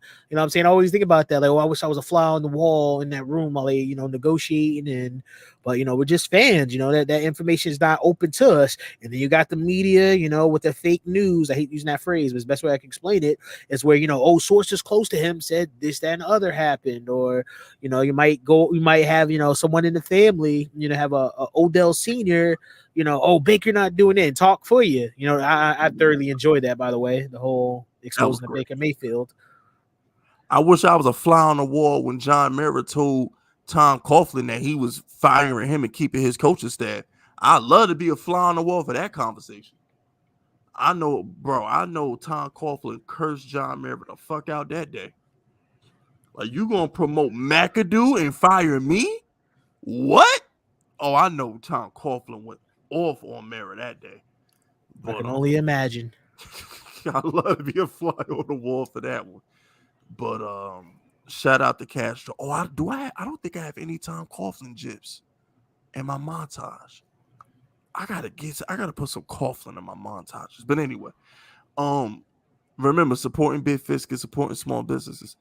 The day I joined the Fisk unit, a man in a suit approached me, gave me a big ass gun, and said, "Speak nothing of this," and walked off.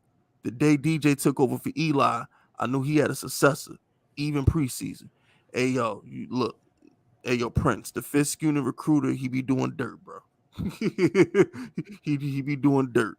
Okay, that was the Fisk unit recruiter that you see in the beginning of my videos. Once you join the Fisk unit, he had to equip you. Okay, he had to equip you, and you know what I'm saying. Now you Fisk unit tough. Prince, were you the one who's been a member for 19 months? I mean, for 19 minutes. Who the fuck has been a channel member for 19 months? I need to do a big shout out to whoever was, because I got a notification that said somebody channel member for 19 months was talking. Who has Mark. been? I think that was Mark Stewart.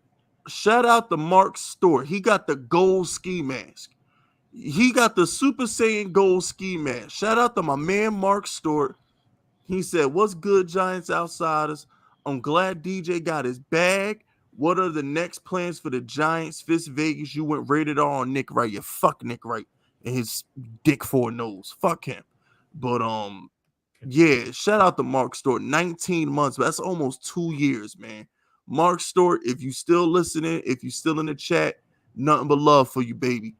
Shout out to Mark Stewart. He has been a channel, a Fisk unit captain. At this point, Mark Stewart is like a Fisk unit general by now, bro. 19 months. He's like the highest level of Fisk unit soldier you can get, bro. Shout out to Mark Stewart, man. Real talk. Definitely a real one. Shout out to Grill Mouth Scott. Where your ski mask at, Grill Scott? But Prince, I'm gonna keep it 100 with you. Yeah, I knew DJ was gonna be lit from that first time he played in the preseason. Because remember, Ron, he threw that mean ass corner touchdown to somebody in the preseason. Who was that? Like Daniel Jones. I forgot the receiver. Let me see. Was it Golden Tate? I don't think it was Golden Tate who caught that preseason touchdown for Danny. Who the fuck was it? Somebody in the chat might know. Yeah, somebody in the chat might know, but I was like, bro, this dude is nice. I was like, that he was throwing dimes in that preseason game. I was like, yeah, this dude is nice. And then the kid's first start was an 18-point comeback in Tampa Bay. It's like, I mean, damn, that wasn't. I think I remember what you're talking about now. Benny Fowler. I think I remember the third you're talking about because people always try to take away, it was just preseason, but still like, the pass and like just the action of it happening, not like who it's going against. You know what I'm saying? That was a dart. He threw a dart to Benny Fowler. That was a damn dart, bro. I mean, that ball was beautiful. I'm gonna have to YouTube that shit when this is over. I don't want to mess the stream up, so I ain't gonna YouTube it now. But that he threw a laser to Benny Fowler in that preseason game. Yeah, it's definitely on there. Shout out to Jackson.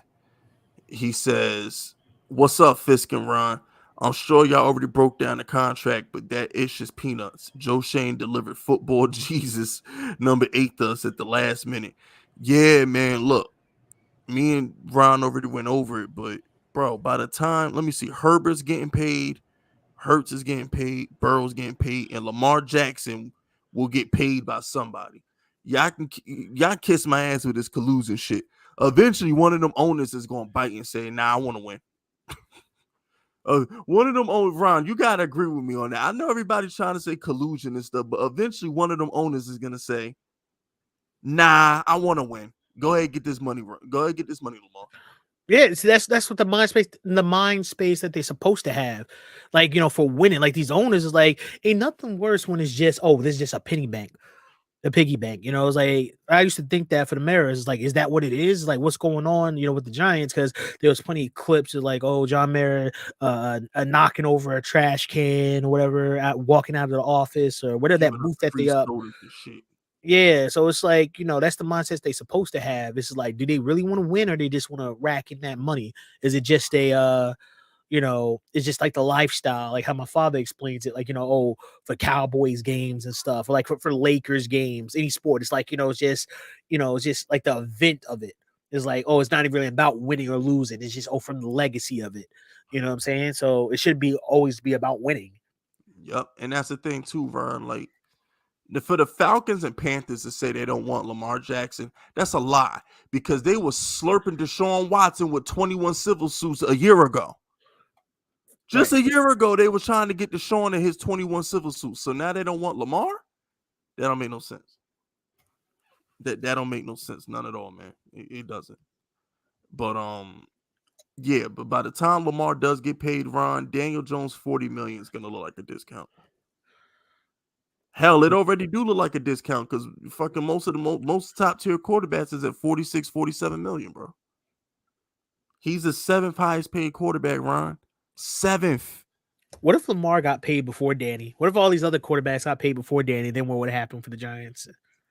Oh, price would have went up, because at that point now Daniel Jones is like, nah, 45 the floor. That's the floor. Like, we don't even hit my phone if you want to try and give me 45, because at that point it's like, even at 45, I'm 10 million behind the rest of these dudes.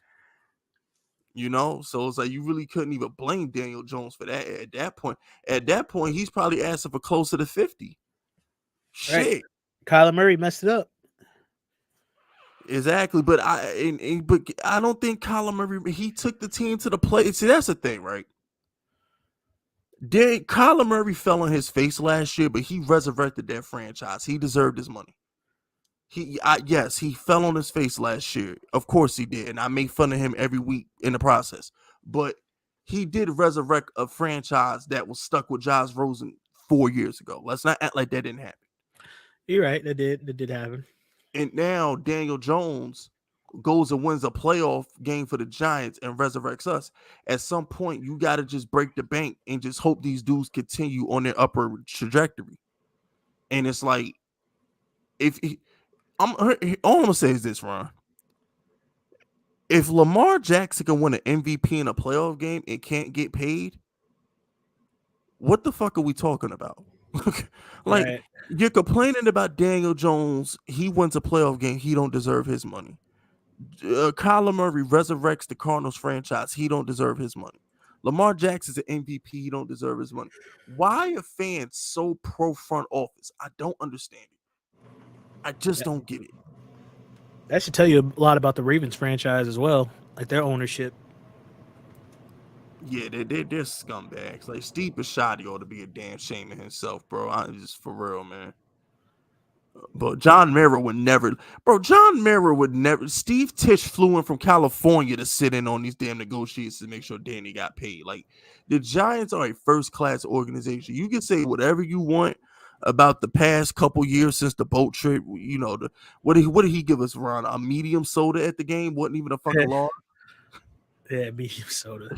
It's like, you can say what you want about the Giants, but bro, we are a first class organization. We do shit the right way. We always have.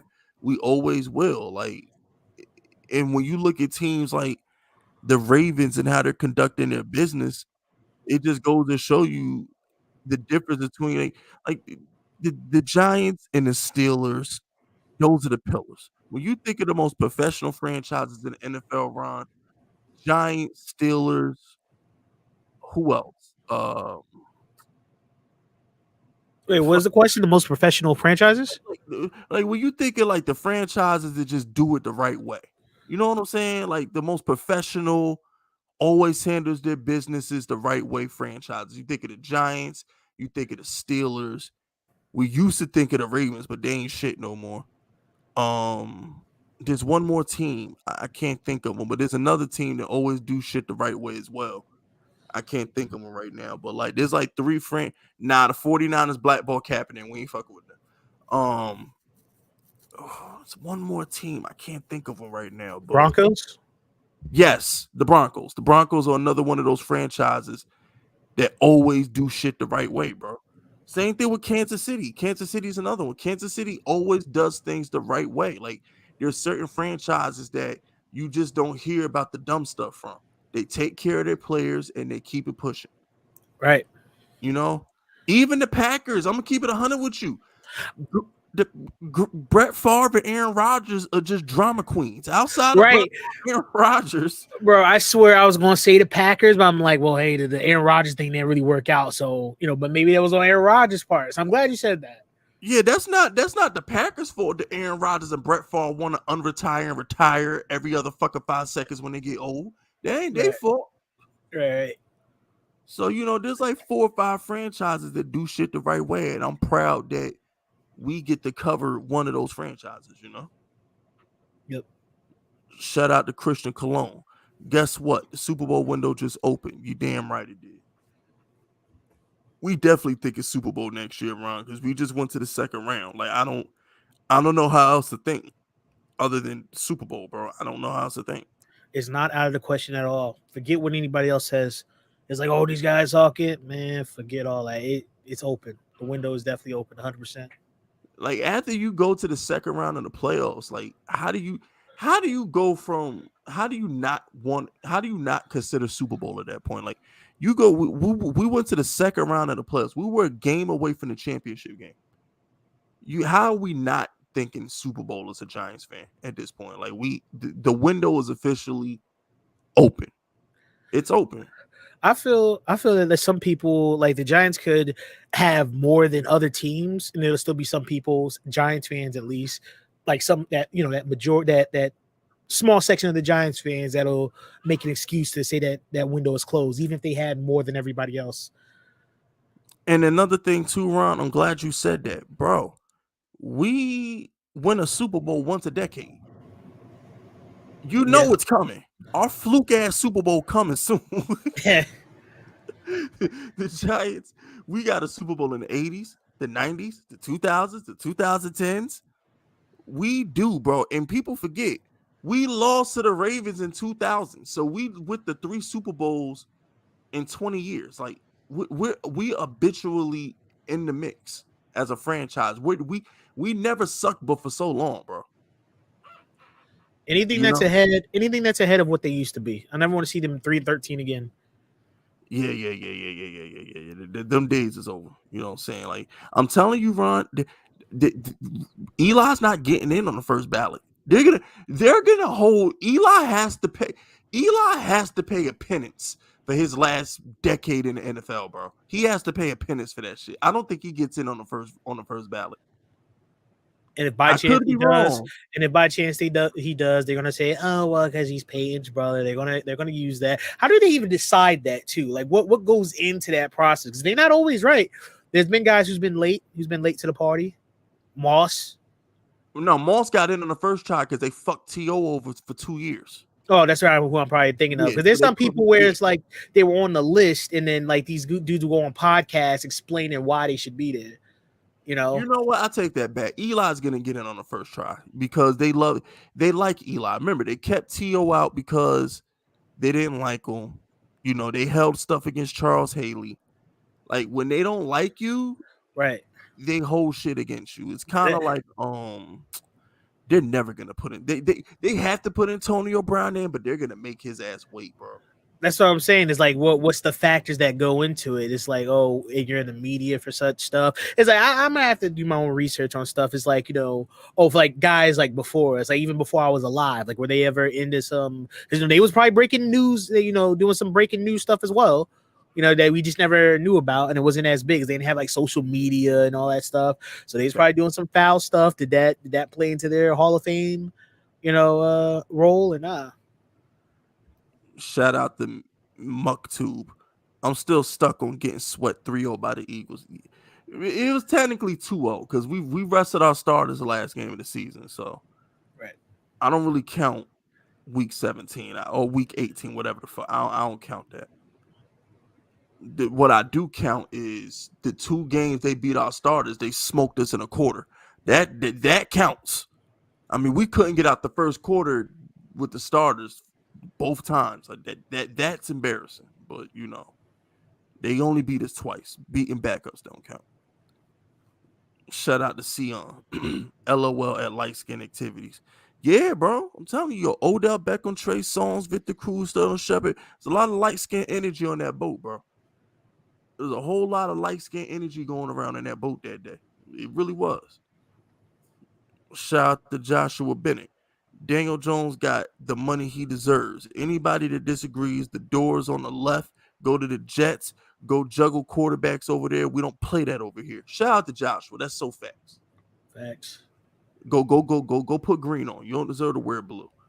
If you're not on the Daniel Jones bandwagon at this point, go put your green on. And you know what? Real quick, Ron.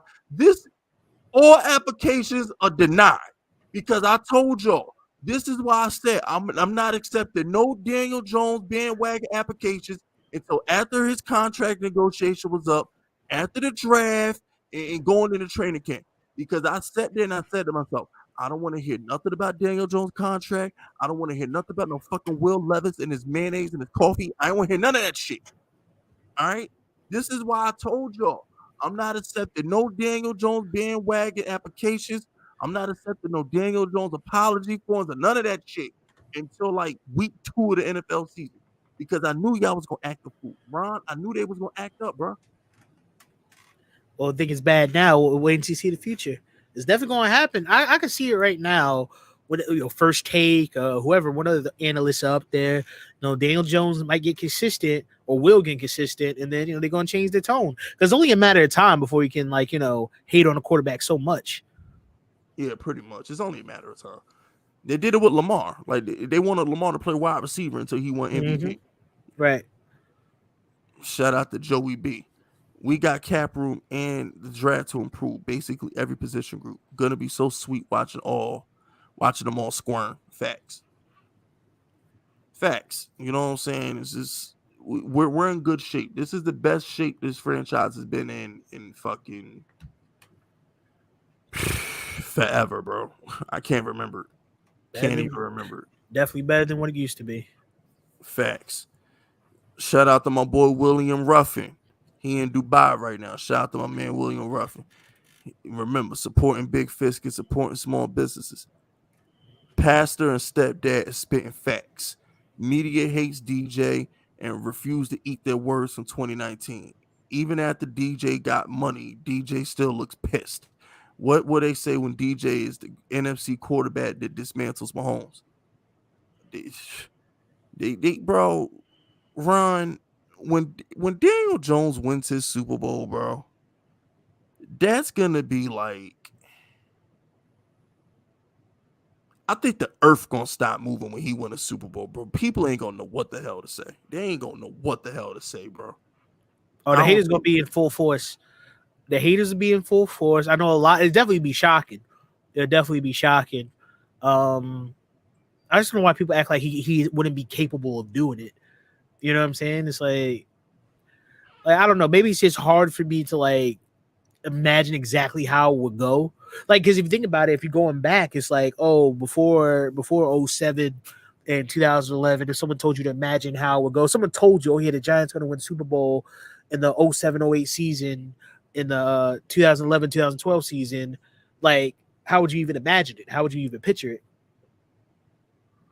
Because I didn't see 2011 coming. 07-08 didn't shock me as much because we were in the playoffs the previous year. Remember, Tiki Barber's last game was a playoff game.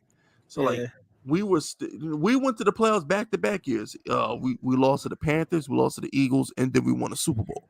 So at least in 07 and 08, it was only shocking because of the team we played. We played the Patriots, but we were a perennial playoff team at that point. So it's like us finally breaking through going to the Super Bowl wasn't shocking.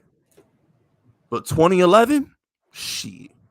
Especially Aaron Rodgers, Ron, you're my age. So you old enough. You was outside when 2011 Rodgers was throwing fucking back shoulder fades in the middle of the field to Jermichael Finley and shit. Yep. We had never seen a quarterback that could throw like Peyton and Brady, but ran like a McNabb or some shit. Aaron Rodgers in his prime was scary. He was so freaking good. Discount double check. Yes. Discount double check Rodgers. Oh man, when he used to throw the touchdown and do the discount double check in the end zone, bro, is people. I guess because what happens is Aaron Rodgers isn't like Tom Brady, where like even when Tom Brady was washed, you know you don't notice it as much because he was never athletic. But like Aaron Rodgers used to really be mobile, and he's the most accurate throw on the run quarterback I've ever seen. I know y'all think Mahomes is nice. The younger kids think Mahomes is nice, but I'll take 2011 Rodgers over Patrick Mahomes right now. 2011 Rodgers was probably the most accurate quarterback I've ever seen in my life. I ain't gonna hold Yeah, he was doing some crazy stuff. you. Yeah, bro. Like I've never seen a quarterback to this day throw back shoulder fades in the middle of the field the way he did, bro. Like And also, sorry, not to cut you off, the clutch gene too. How many like Hail Mary, Rogers to Rogers and all that stuff going on. So it's like you would think like like it became a meme a couple of years ago. It was like they gave Rogers too much time, like one of those because literally like you could give him seconds and you still get it done. it was scary, and the thing is, man, people gotta understand like. Now we got Josh Allen, we got Mahomes, hell, we got Daniel Jones. Like everybody runs and throws the ball nowadays. In 2011, shit. Nah, Aaron Rodgers was one on one in 2011, bro. What like this dude was 1-on-1, man. Couldn't like it was different. It was new back then. It was new back then. Like we're so used to it now, Ron, to the point where it's like if you can't run, what the fuck is wrong with you? You know what I'm saying? Right. But in 2011, nah, he was an alien, bro. Straight up. Shout out to Jamil the King. Y'all saw the Bears safety called DJ Trash. Who? I did see that. I'll tell you right now, Slayton had quoted it. That's what I meant, bro. It's like everybody's hating on DJ. I'm talking about Parsons talking to smack. It's like the world falls or something like that. When something good happens for the Giants, they make signing. Just like everybody. So I feel like it's only with the Giants. Only with the Giants where people blow it up like that. I'll tell you exactly what this bum's name was. Because Tyreek Hill got in on it. He was like, putting his little slick remarks. Safety Jaquan Brisker calls himself Quanny B. That's what his header says on Twitter. Quanty B. Jaquan Brisker. And then what does someone say? Someone said damn shame, LOL. Someone said Wallsium, damn shame, MVP of the league and treated like he ain't proven. You're talking about Lamar, and he said MVP, LOL. Other bruh got paid today and is trash, fam. Hashtag facts. And then I think Slayton quote tweeted it, or actually, no, someone else like a beat writer or something. Blew it up, screenshot it. This dude probably might have deleted the tweet. I'm not sure, but yeah, Slayton then quote tweeted it with the score from October 2nd, 2022, where the Giants won 20-12. I'm about to say I could have sworn we beat the Bears. Right. But my whole thing is I've never seen a dude get hated on who don't say shit. Danny don't do nothing to nobody, bro.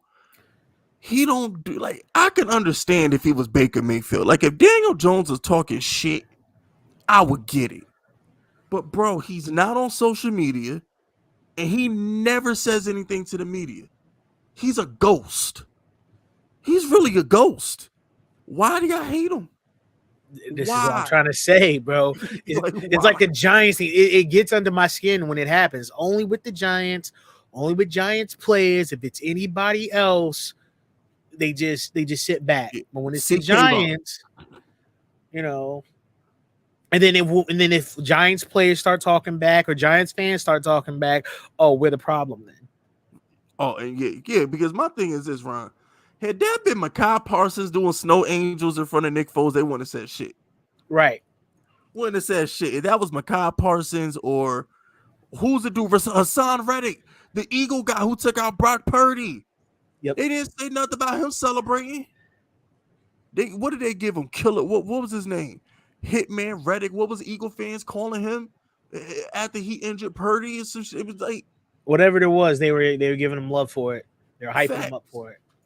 Hyping the shit out of Hassan Reddick after he injured Brock Purdy, bro. Like, get the fuck out of here, man. But because Kayvon is a Giant, You know what I'm saying? Because Kayvon's a giant. It's a fucking problem, bro. Yep. Go figure. Shout out to Jax. Jax says Squidward filter and Snap make you look like Nick Wright. The Nick Wright filter. The Nick Wright filter, bro. Yeah, fuck Nick Wright, bro. I've been meaning to go in on Nick Wright for a minute. I've been going in on Shannon Sharp and Colin Cowherd so much. I kind of like, I ain't had no time for Nick Wright. But nah, Nick Wright, after he said Daniel Jones would never be a good quarterback, that shit just set me the fuck off. Because this is the same dude who slurps Trevor Lawrence. And I'm like, why is it okay for Trevor Lawrence to win a playoff game, but Daniel Jones win a playoff game, it don't mean shit. And not even taken away from the Jaguars. It was more of a screw up by the Chargers for that to happen, for them to win that playoff game. It was a screw up by the Chargers. Facts. And here's another thing. Nobody gives Daniel Jones a pass for having to deal with Joe Judge for 2 years. But y'all want to give fucking Trevor Lawrence a pass for dealing with that college coach, whatever the fuck his name was. Why don't I know this dude? Urban Meyer. Right. Yeah. Yes. Why does he get a pass for having to tolerate Urban Meyer, but Daniel Jones don't get a pass for tolerating Joe Judge? Wasn't he filling up on some girls? Yeah, he definitely went to the bar and was getting lap dances instead of flying home with the team flight after a loss. Urban Meyer was doing the most. He definitely was.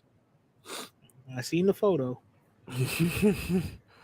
Shout out to Jackson. The inside linebacker free agency group is fucking stacked. If we get Bobby Wagner, I'm gonna do like 15 cartwheels in a backflip. I ain't gonna lie. I'm gonna be out here looking like JPP. That day. Remember when JPP did like 15 backflips on draft night or some shit? Yep. Yeah, that's gonna be Fist Vegas if we go and sign fucking Bobby Wagner next week. I ain't gonna lie. Definitely need the interior linebackers. Facts. Shout out to Jax. Sean Kemp news is insane. The fuck Sean Kemp do? Drive by. Wait, what? Guy got arrested in a drive by. He's one of the people arrested. So yeah, in alleged drive by shooting. Wait a minute. Sean Kemp, the Seattle Supersonics, Sean Kemp. Yep, Seattle Supersonics. And yeah. Got arrested for doing a drive-by? Yeah, at 1:58 p.m. an altercation between the occupants of two cars led to shots being fired at a parking lot in the 4500 block of South Steel Street. One car fled. No injuries were reported. A gun was recovered. 53-year-old man was booked for drive-by shooting. It was Sean Kemp. Yep. There's no comment, bro. Like, I don't even know what to say to that. Like, everybody want to be gangster, bro. Everybody want to be gangster till it's time to go to jail. Then they want to start telling on people, bro. He's too old to be doing that, bro. 53. Like, old ass down, bro. Like, I know like the age thing, but it's like, I don't know, bro. I don't even want to comment on it. It's like, is that really him? It's like, come on, bro. You're retired NBA All-Star. Nigga, you like 7 foot tall. Ain't no mistaking you. It's not like John Morant who like 6'1". Sean Kemp was like fucking 6'10", bro. Like, how many 6'10" dudes just walking around the hood, bro? And the memes are there. If you search his name on Twitter, the memes are there. It's like photos Sean Kemp to his 21-year-old op. And it's got like old people in like a Jeep. And bro, Sean Kemp. If you look, I got news for you. If you were an NBA player, don't commit no crime. Like you taller than every motherfucker body else, bro. There's no mistake in your identity, bro. I'm sorry. If once you hit the 6'5" and up mark, you taller than everybody else. You did it. It was you. The tall nigga over there. It was him. Come on, bro. Shout out to Joseph Clark. DJ made it through 4 years of shit to earn a second contract. Facts. All facts. Shout out to Twist. Remember, supporting Big Fisk and supporting small businesses. John Wick Jones took Duke to a bowl game. He took that sorry roster to the second round last season. Imagine what he's going to do with talent around. Super Bowl definitely loading. I co-sign that, Ron. I co-sign that. Yeah, when DJ get his weapons, there's nothing that people gonna be able to say. That's like he can only get better when he has the help. It can only get better. We have yet to see Daniel Jones with elite talent around him. He's been doing all this shit with lawyers and stockbrokers at Duke and practice squad players in the NFL. Like when he gets real weapons, no pun intended, especially after talking about Sean Kemp and John Morant. right. No pun intended. But when Daniel Jones gets some weapons, man, the sky's the limit. Shout out to Twist T. DJ win the Super Bowl, Nick Wright nose gonna fall off. That'd be a blessing. And like Nick Wright nose need to like throw that shit in the fucking trash immediately. Need to do Nick Wright nose like KC Jones did the Shredder in Teenage Ninja Turtles #1. I might watch it. The moonwalk gonna be crazy. Because like they bash a lot and then things don't go the way they thought and they gonna have to moonwalk or they just ignore it. They just ignore it, like they're going to the next ignore it because they hate Daniel Jones. They'll ignore it. They're gonna ignore the fuck out of it, bro. They're gonna ignore the fuck out of Daniel Jones, bro. I promise you, they're gonna ignore him. Daniel Jones is gonna get the Drew Brees treatment. I'm telling you, he's gonna get the Drew Brees treatment. All they talked about was Peyton, Brady, and Rodgers. Drew Brees was an afterthought for 20 fucking years, bro. That's exactly how they're gonna do Daniel Jones. They're gonna talk about Hurts and Mahomes and Dak Prescott, and they just gonna act like Daniel Jones ain't doing shit in New York. That's exactly how they're gonna do him.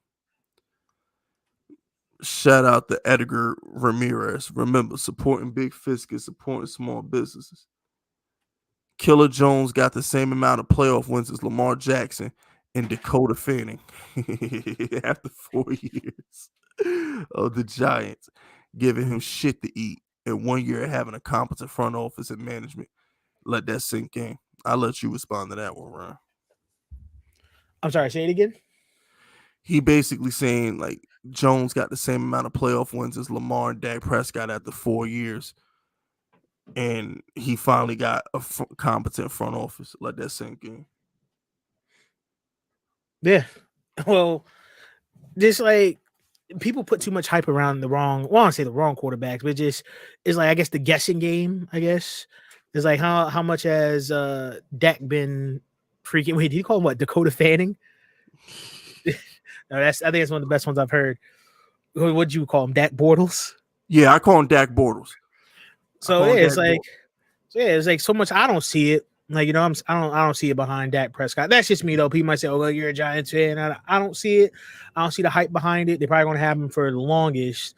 I'm pretty sure there's a lot of Cowboys fans out there who don't want Jerry Dak Jones there. didn't see the hype either. Don't feel bad, Ron. Yeah, I ain't gonna say too much because that's none of my business. How that goes. But yeah, bro, it's like that's the thing too. Is it like, just the image is what Dak Prescott, selling a lot of jerseys or what? So it's No, it is what it is. He's the quarterback of the Cowboys. That's all it is. Because they hyped up Tony Romo's sorry ass. Right. Yep. Same. Quarterback of the Cowboys, they get overrated. Quarterback of the Giants just get shitted on, bro.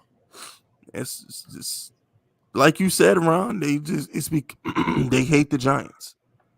I'm just convinced they just universally hate the Giants. I'm convinced. Shout out to Sean Bills. They did Eli the same way, even after 2 rings. Yep. Facts. They hate the Giants. Shout out to Big Mike. 4 more years, 4 more Super Bowls for that $40 million is a steal. It's possible. I feel like Daniel Jones, I said it before, I say it again. He's the best quarterback in the NFC. And once he gets weapons, it's going to be the Giants' Invitational every NFC Championship game. It is. It's going to be the Giants' Invitational. He's better than Hurts. He's better than Dak. Who else is in the NFC to compete with him? Who? This is Hurts got everything that he needs to work with. Got the wide receivers, got the blocking. Dak got the same shit the Eagles got. Fucking what's his name? Gallup getting a bag. They paid Gallup. They're about to pay CD. He has an offensive line. He got 2 running backs. Right, Pollard. Yep.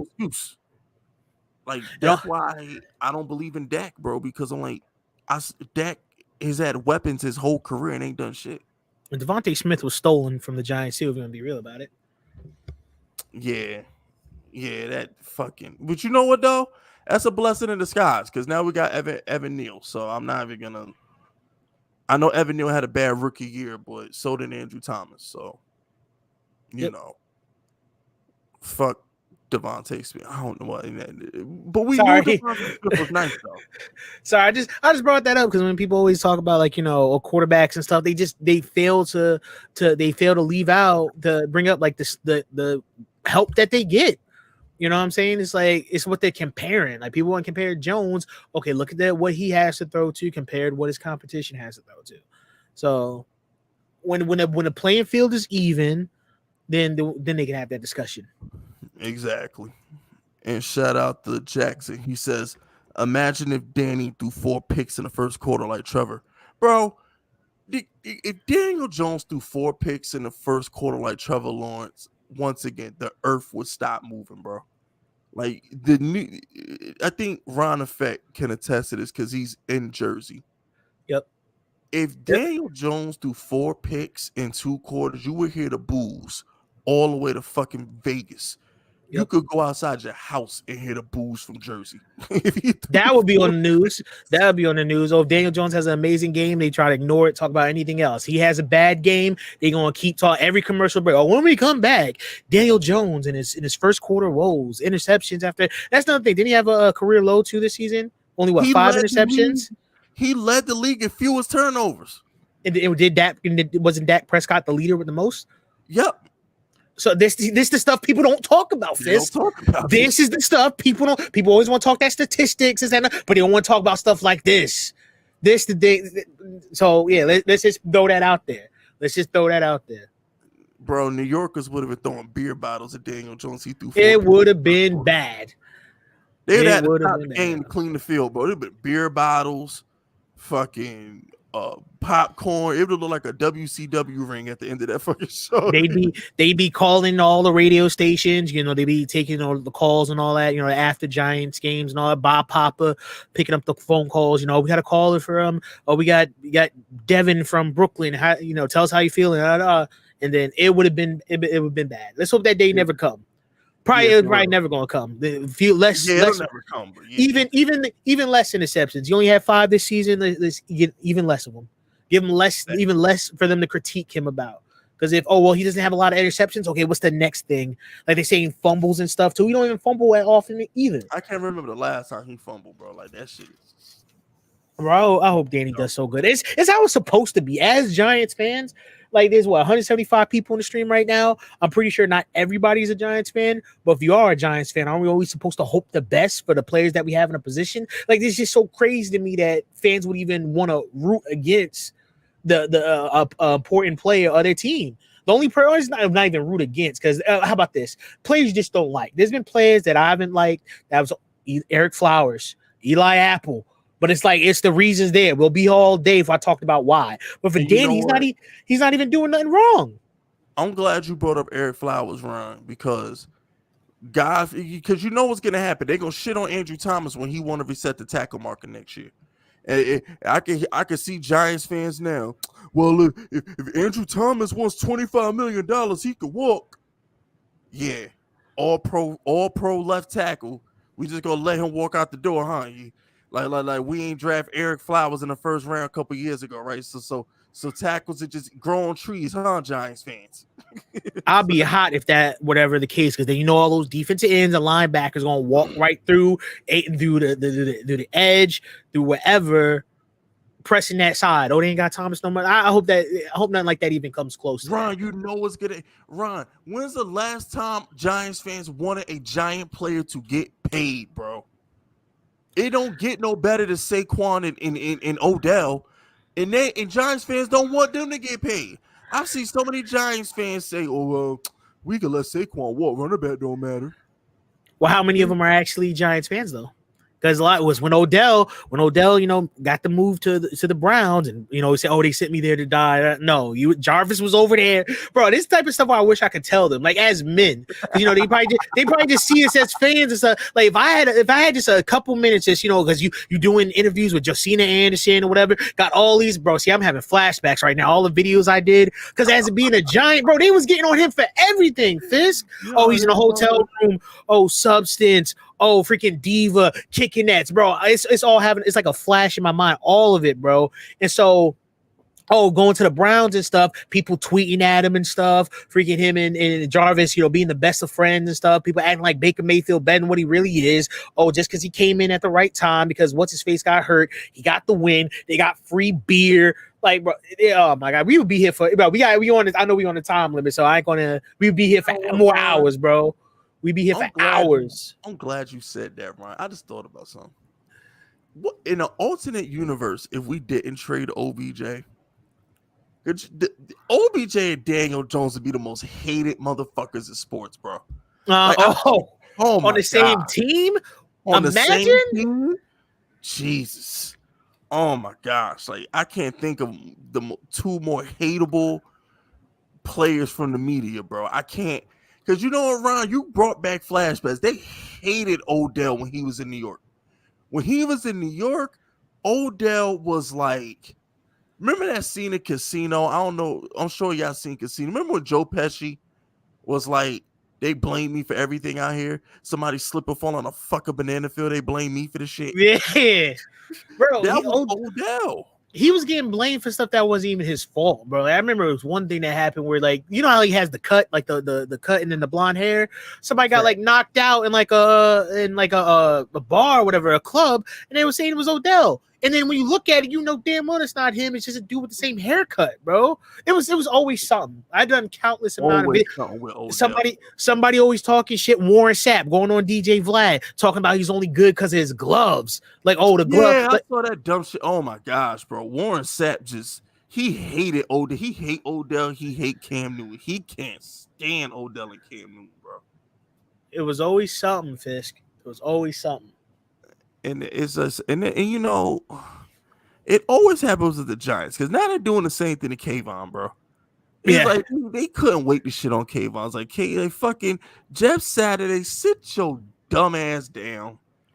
And then fucking who else came after Kayvon after Jeff Saturday? Fucking the fucking guy from the 49ers, that fucking offensive lineman came after Kayvon from the 49ers. Like, shut the fuck up, bro. Shut up. I forgot the 49er lineman name, but shut the fuck up, bro. That's why I was so happy Ron with Michael Strahan shitted on that 49ers fucking offensive lineman because he would talk about, Kayvon, you ever done anything? You ain't done nothing. You can't talk to me like that. Joe Staley. Joe Staley. And then when Michael Strahan came and shitted on Joe Staley shut the fuck up. Yep. Yeah, bro. I was like I was so happy Strahan had Kayvon back, bro, because it was getting out of hand, man. And I kind of like Kayvon being the villain, like for defense wise, because when he gets a sack, it's like it's going to even make it more like satisfying. But we need that energy. Like, that's the thing. Like, Kayvon, and I said, I think I told Pizzle this. I was like, Pizzle, when we start winning, do you understand how hated we're gonna be the new Patriots? They're gonna fucking despise us, bro, because they hate Daniel Jones for no reason. We've already established that Daniel Jones is the most hated player in the they hate Daniel Jones way more than they hate Deshaun Watson. Yes, I would agree with that. Daniel Jones got more criticism for asking for market value contract than Deshaun got for touching 22 women, allegedly. Okay? Well, it wasn't even alleged. It was just a question of was it inappropriate or not. It wasn't even allegedly. So, and now you got Kayvon is the most hated rookie in recent memory. It's just like, bro, when we start winning next year, they're going to hate us. They're going to hate the fuck out of us, bro. And if we get Odell back, like hypothetically, if we did sign Odell back to the Giants, and it's just like we got Odell, we got Saquon, we got Daniel Jones, Brian Dable. Nobody's called out Dable for this yet because it's still the honeymoon phase. But all the cigar smoking and shit Dable does after games and shit like that, When we start winning on a consistent basis, they're gonna start hating his ass too, bro. Oh, why does Brian Dable gotta smoke a cigar after every game? He's Oh yeah, so they're gonna find confident. something. They're gonna find something. bro. They gonna be on our ass when we start winning games, man. They gonna hate the shit out of us, bro. Shout out to Edgar Ramirez. Those franchises have been competent for well over a decade, and it's time for my boy to eat. He got to show up and show out now. No other choice but to. He's gonna be fine, Edgar. Joe Shane gonna get him some weapons. He gonna be just fine, bro. I ain't even tripping. Like Daniel Jones just took us to the second round of practice wide receivers. This is the worst he's ever gonna be. Am I wrong, Ron? No, you're not. 15 touchdowns. I'm so sick of them talking about 15 touchdowns. Can you name the fuckers who caught those touchdowns? When it's an even playing field, the convo's going to change. Give Danny some targets. I can't wait. I'm looking forward to the season. Looking so forward. Hey yo, check this out. Everybody in the chat, I want y'all to do me a favor. Every single body watching and right now. The next time somebody say Danny only threw 15 touchdowns, ask them who he threw the touchdowns to. And don't say Saquon. Besides Saquon Barkley, ask them who he threw them touchdowns to. And see if they can name more than one receiver he threw them fucking touchdowns to. That's all I want to just ask them. Because because here's the thing. Mahomes lost Tyreek Hill, but he still got Travis Kelce, top 3 tight end of all time. Juju is still better than every receiver on the fucking Giants. Marquez Valdes-Scantling is still better than every receiver on the Giants. And by the way, Tony was our first round pick a year ago. Yep. So what we really talking about, bro? And then what about the 7 rushing touchdowns? It's like what does the touchdown not count unless they throw it in the air? You know what? Like if Danny runs it into the red zone, if he's in the red zone, he runs it in for the touchdown. Like what does it even matter? It's like, isn't it always about winning games? I'd rather have a player that's not having the most statistics. Oh, he's not at the top of the list statistic wise, but he's contributing to winning games. You know what I'm saying? It's like maybe what they were talking about running backs. If I bring that up, I would say like for the Titans, or you'd have Derrick Henry having 2 touchdown games and stuff. But what's happening to the Titans? You know what I'm saying? It's not a shot. I'm just trying to like think of an analogy. So it's like, so when they're saying like only like this is what I mean, like for fans who do the stat thing is like only this. First you're saying only this with what he had. And then, so what's the ceiling then? What's the, because he has incentives. I don't know what the incentives are, but are stuff like that. Oh, Danny, if you have 25 passing touchdowns, does he get more money for that? Or because I'm not understanding. That's just for me. Pretty much. Dude had almost 1,000 rushing yards. Like, get the fuck out of here, bro. Daniel Jones' ceiling is fucking ridiculous. He's Josh Allen without the dumbass turnovers. It's called what it is. Shout out to MC. Shout out to Mucktube. Bring in D-Hop and we're set. That's my word. Stop spoiling content, Mucktube. Stop spoiling content. I got a video on that coming up soon, man. Don't be spoiling the content, bro. Don't be spoiling the content. But all right, we about to wrap up. Let me get your thoughts real quick on Saquon Barkley before we wrap up. I don't think Barkley even had a receiving touchdown. Looking at it now, it says 0 receiving touchdowns in 2022 from ESPN. Jesus.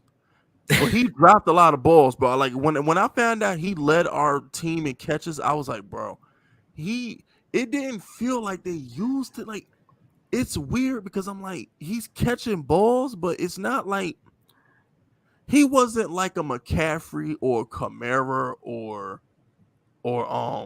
Austin Eckler, where it's like he's catching balls, but they ran the play for him. If you get what I'm trying to say, Ron, like. Most of Saquon shit just felt like dump balls. It wasn't like he was in the slot. They weren't motioning him out wide and doing all the crazy shit that they do for McCaffrey to get his catches. I was like, most of Saquon shit be like fucking dump balls and shit. I'm like, I don't think he's that great in the passing game. You know, that's just me though. Yeah, like, well, it's just the run game. The run game is the Giants' strength, from DJ and Saquon.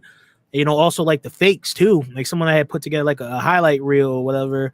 And it's like not even just, these are just some of the best fakes. It was like literally a lot of how like Danny can fake it with a run and give him himself some space.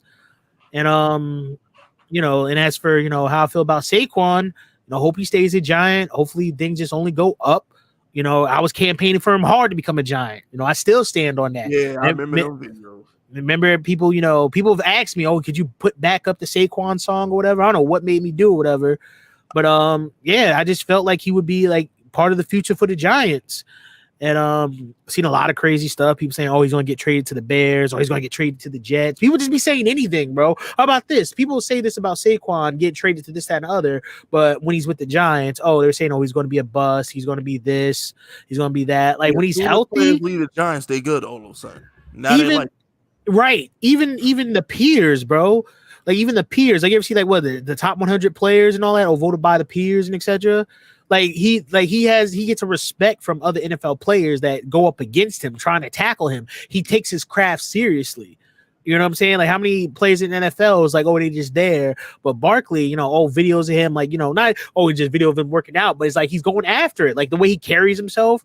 Like, you know what I'm saying? Like, it's like, how do you not like the guy? You know what I'm saying? Pretty much. And people go with the whole, you don't win Super Bowls off of a running back. And, maybe not today's era. Because like in the past with the Cowboys, Emmitt Smith, like when he was the rushing leader and all that, that's when they were winning, like Super Bowls and back to backs or whatever. But for Barkley, like I feel like people act like he's not doing anything for the team, like you know what I'm saying. But it's like he's the one that you want to give the ball to, like when you're down in that red zone, or he could like break a play any moment. Like he's going to work. He's not just there. You know what I'm saying? He's going to work. Like, he's going to contribute. That's why we even have the conversations about, what are they going to do with him? Franchise tag? Are they going to pay him? This, that, and other. And he's not going to be a distraction or anything detrimental to his team. That's just how I feel. So what do you think his number's going to be? Who knows? Who knows what it's going to be? I am not even sure what the ballpark is. It's like, it's not going to be nothing too crazy. And also, it's like, yeah, what other players like setting the bar and stuff is like, who gets paid first. I gotta like do my research first, like see how it's going to go. Because what they do, it was like a non-exclusive franchise tag first right now. Yeah, I'm gonna say my guess is this: they offered him 12.5 during the bye week. Running backs don't normally get more than 3 years on their deals, right? So if they offered him 12.5 on the bye, I'm going to say Saquon gets a 3-year, $40 million deal. I think he gets a little over 13 a year. So I'm going to go 3 years, $40 million for Saquon. That's my prediction for Saquon. And I believe also it's going to be fair. It's going to be fair what they offer him. Because he said many amount of times, we talked about this on the last Outsiders episode, about like, like for Danny, I think Pizzle brought it up. He was like, does he want to be a Giant? Like, I was expressing that, like, he wasn't expressing it as much as Saquon does. You know what I'm saying? So, yeah, man. It's like, yeah, so for Saquon, it's like, yeah, stay a Giant. I would love to see him stay a Giant his whole career.